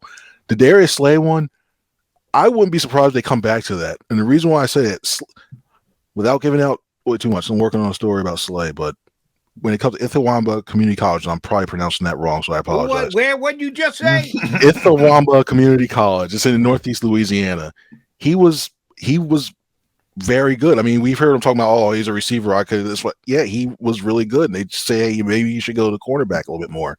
But there was a game they had against one of the division rivals, and he ran a bubble screen, and he took it to the house after that. So we all know the speed he has. I mean, he showed that on that fumble, that country. I'll never forget that on the country fumble. Fumble. I love that. Yeah, that it was phraseology. Great. Yeah, it was great. So would they put it on tape just to get teams to worry about it? Sure. But I wouldn't be surprised. He can run the ball, but he can catch the ball out that little backfield in that little weird loop motion. I could potentially see him using that down the line. If it comes down to it, and say if that Dallas game means something at the end, you throw it out there to try to really, really confuse them. I mean, all hands will be on deck. I see him using it. All right, Chris, last one for me. And we're going to put you to the test the same way I kind of held John's feet to the fire earlier for something that in one way means a great deal and another way means absolutely nothing, and that's Pro Bowl selection. It's funny because John and I talked about the drop ball by Goddard last night that went off his foot and up in the air, and nobody knew it was an interception, including the referee. And then somebody goes, "Hey, I think he picked that off." So the ball. That'll go down as a interception for Jalen Reagor for the rest of his career. He had nothing to do with it being intercepted, but it's an interception. Kind of the same thing with Pro Bowls. 2 years from now, 4 years from now, 8 years from now, we'll look at somebody and go, "Ooh, a 4-time Pro Bowler." But we won't break it down. Did they make it as a third choice, a fourth choice? Well, this guy was out. No, you're just either a Pro Bowler or a non-Pro Bowler. And we evaluate guys' entire careers, at least in part, on, how many Pro Bowls did they make? So there is some importance to it. How many Eagles are going to make this Pro Bowl first selection? Yeah, there'll be guys who will back off, and then they'll get in. If they want to know, you got to wait till it's all over and said and done with. And then I think they have 80 guys altogether who make the Pro Bowl because there are so many replacements. But as of tonight, when they make the announcements, how many Eagles are going to get the Pro Bowl nod? That's what I was going to go originally too, because like there's going to be a lot of guys that are about like, I get the Pro Bowl bonus and I get the gifts that come with it, the trip. I won't play. Cool, perfect. That I go Darius Slay. I go Jason Kelce, Lane Johnson, Jordan Mailata. I'll go with I think something tells you Elliott's not going. It's not going to get in, but I'll stick with those four. I think the offensive line is well represented, and then they throw in Slay on the other side. Hargrave, good job, Chris. Javon Hargrave. I think they 5. Yeah, I think over Fletcher. I think even though I know most guys are just going to look okay, let's go reputation, because you always see the reputation guys get in before. That's why guys. I think Fletcher's. I got Fletcher still with the advantage over Javon because of reputation. But I think it's gonna be one of those things where people look like, wait, who's leading sacks?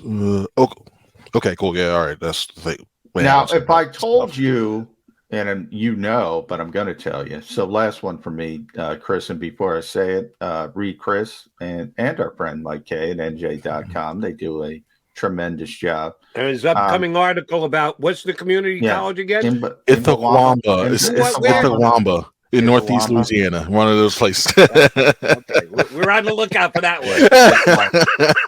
Now I lost my track. Oh, I got it back. Tackle. Trent Williams exists. Tyron Smith exists.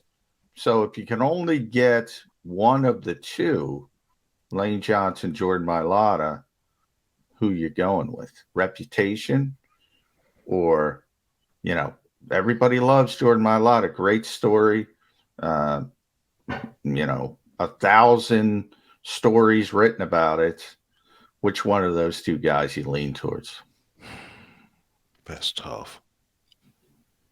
I'll go Lane, because as much as Jordan's been dominant on the left side, I don't see that many dominant guys on the I just don't see that many dominant right tackles. And I'll say people are going to say, "Oh, right tackle's not left tackle's more important. You protect the blind side."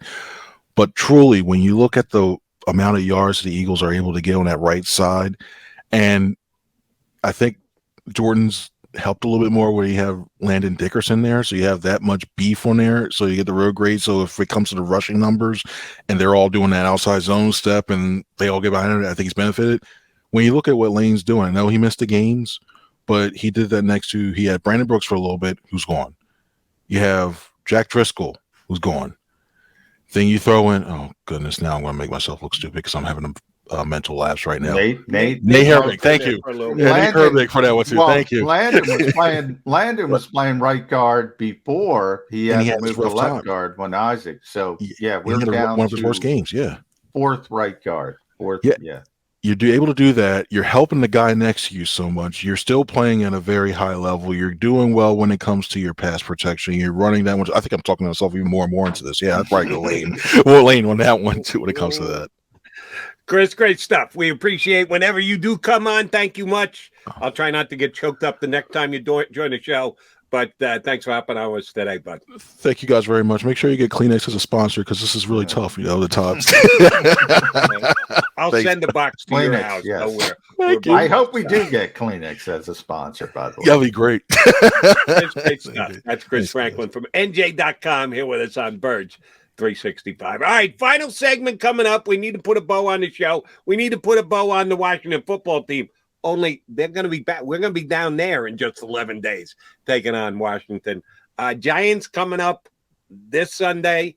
We got to at least take a peek at that game because it's the final segment of Birds 365 before the holidays. Come right back.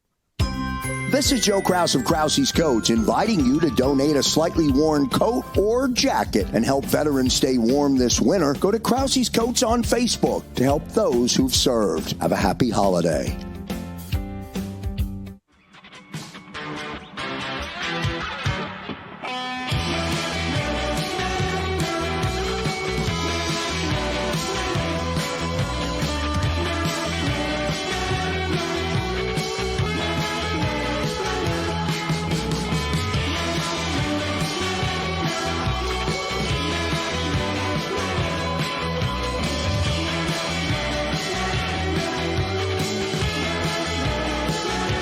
At Stateside Vodka, every new customer gets the world's best rocks glass, free. What's that? A rocks glass? You're telling me that bottle is cut in half? You could say that. Holy shit. And you're telling me I can get one of these glasses for free? That's right. One free rocks glass per customer with each first-time purchase of Stateside Vodka. So good, it just disappears. The city of Philadelphia sparkles during the Christmas holiday season with an array of colorful light displays and illuminated Christmas trees, donated or installed for free by the talented electricians of IBEW Local 98. To learn more about who we are, what we do, and career opportunities at IBEW Local 98, visit us at www.ibew98.org.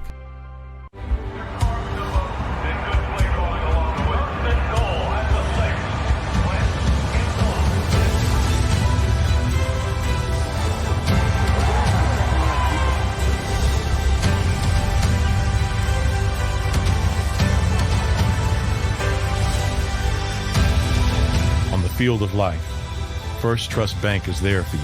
Champions on three. 1, 2, 3. Because Philadelphia dreams deserve a Philadelphia bank. As a hardworking American, you've never experienced how tough life can be until now.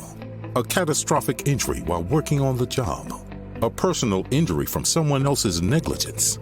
Turned away by other law firms in the region who didn't bother to learn your story. It's time to meet the Fritz & Bianculli Law Firm and managing partner Brian Fritz. Badly injured? Call the Fritz & Bianculli Law Firm. Find out why they say, we got this. Go for the midnight dares. Go for the game. Go for the hits. Go for the fans. Go for the win. Go to Ocean Casino Resort. Book your trip at theoceanac.com.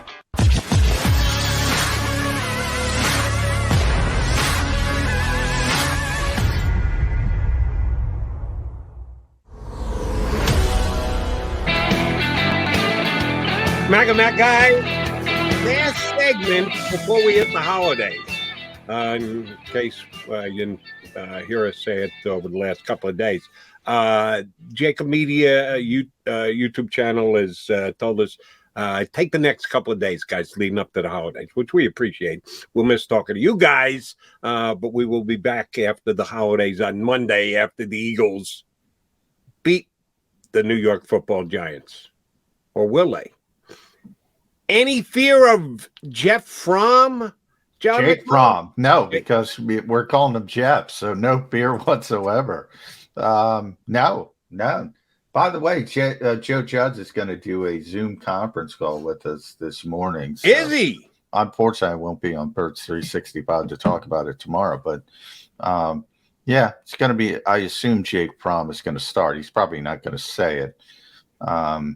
But you mean he's going to go for that competitive advantage just like Nick Sirianni? Play those cards close to the vest? Big competitive advantage. I guess he can't be worse than Mike Glennon. So, Chris Franklin said, you fear the unknown. I'm going to pick door number 3. I don't fear the known. I don't fear the unknown. It's Jake Fromm. Enjoy it. Again, Merry Christmas. There you go. There's your gift, Eagles fans. Agreed. And because the Eagles game got moved 2 days, I specifically zeroed in on the Cowboys and the Washington football team, which, by the way, and guilty as charged, John McMullen, the Cowboy defense is playing much improved. Michael Parsons has a chance to win Defensive Player of the Year, not Defensive Rookie of the Year, Defensive Player of the Year. But the Cowboy offense has all of a sudden got pedestrian. While you give credit to the improved Cowboy defense, that Cowboy offense against a not very good Giants defense didn't do anything to excite me. Dak hasn't been playing well recently. And then you have the receivers are so good, but boy, I got to tell you, you got this new breed of receiver. They make plays, but they drop a lot of balls. CD Lamb he drops a lot of passes, but he makes big plays. And right. Amari Cooper's a great route runner. They're better with Pollard got back. I think their most underrated player. I think he's a big part of their offense. And when he was out, that hurt him a little bit. The offensive line's probably it's good. It's probably a little bit overblown or overrated because they've been good for so long. Zach Martin's still Zach Martin. I don't think Tyron Smith is what he once was, but the center, they used to have Travis Frederick. He was really good. The new center is not nearly as good. La'el Collins has been in and out of the lineup. But they have a ton of talent, man. They have a ton of talent. So if they put it together on a particular day, and you mentioned Micah Parsons. Micah Parsons has been tremendous, but he's not going to win Defensive Player of the Year. And this is why, Jody, because he's going to split votes with other Cowboy people with Trayvon Diggs. And I haven't even brought up DeMarcus Lawrence is back and Randy Gregory as long as he stays away from being suspended again. That guy has been a monster. They're really, really talented. Yeah, I don't think they're as talented as the Packers. I don't think they're as talented as the Buccaneers. I don't think they're as talented as the Cardinals or the Rams. I think they're the 5th most talented team in the NFC. If everyone's healthy, the 5th best, but I think their talent is they haven't reached their talent level. Their talent, just individual talent, like the Packers to me are a better team. Like they're fused better. They're probably better coached. They have the better quarterback. But talent, the Cowboys, they might have the most talented roster in the NFL. Yeah, you've said that a couple times now, and I just don't agree with it. But that's okay because we don't. I think there's some Eagles. It's Birds 365. I think we're putting on some green-colored glasses. That's a good team. I don't know what green-colored glasses has to do with Dallas. Well, the Eagles, you hate Dallas. Well, no, I'm giving you my honest opinion on what I think the Dallas Cowboys are or aren't. And we don't have to worry about them for 11 days. Got to get through the Giants first. We won't be on before the game. You don't think they can lose to the Giants, can they? Yeah. I didn't think the first time. That's what people bring up. You didn't think they could beat them the first time. You're right. To those critics, I didn't think the Eagles could lose to them. At least they had Daniel Jones at that point. That was the game that Daniel Jones was injured in. And I think people who listen to the show and watch us know that neither of us are big Daniel Jones fans. You lesser than me, but neither of us are big Daniel Jones fans. He's still a heck of a lot better than Mike Glennon and Jake Fromm. Beware the Fromm. I'm just Beware saying. the uncertainty. Beware the Fromm. It could be a little bit scary, but the Eagles should, and I think they will beat the Giants. Follow Johnny Mac on Twitter. What's your Twitter handle again? At JF McMullen. And right there. At Yours Jody truly, McMahon. At Jody McMahon, because both of us will be making picks on Twitter since we can't make them here on Birds 365 because we're off. That's Christmas Eve. We want to wish everyone out there, all our loyal followers, streamers, those who jump on and give us the comments, thank you very much. I enjoy reading them. We probably should respond to them on the air a little bit more than we do. But then if you respond to one and don't respond to another, you just tick somebody off. That's why I don't respond to them all that much. But we do appreciate all you guys, everybody at the JAKIB Media YouTube channel. Want to wish everyone a very happy holiday season. And John and I will be back Monday after the Eagles and the Giants right here on Birds 365. Happy holidays, everybody. If you missed any of today's show on the JAKIB Media channel, listen to the podcast on your way home. Available on YouTube, Apple, and Spotify.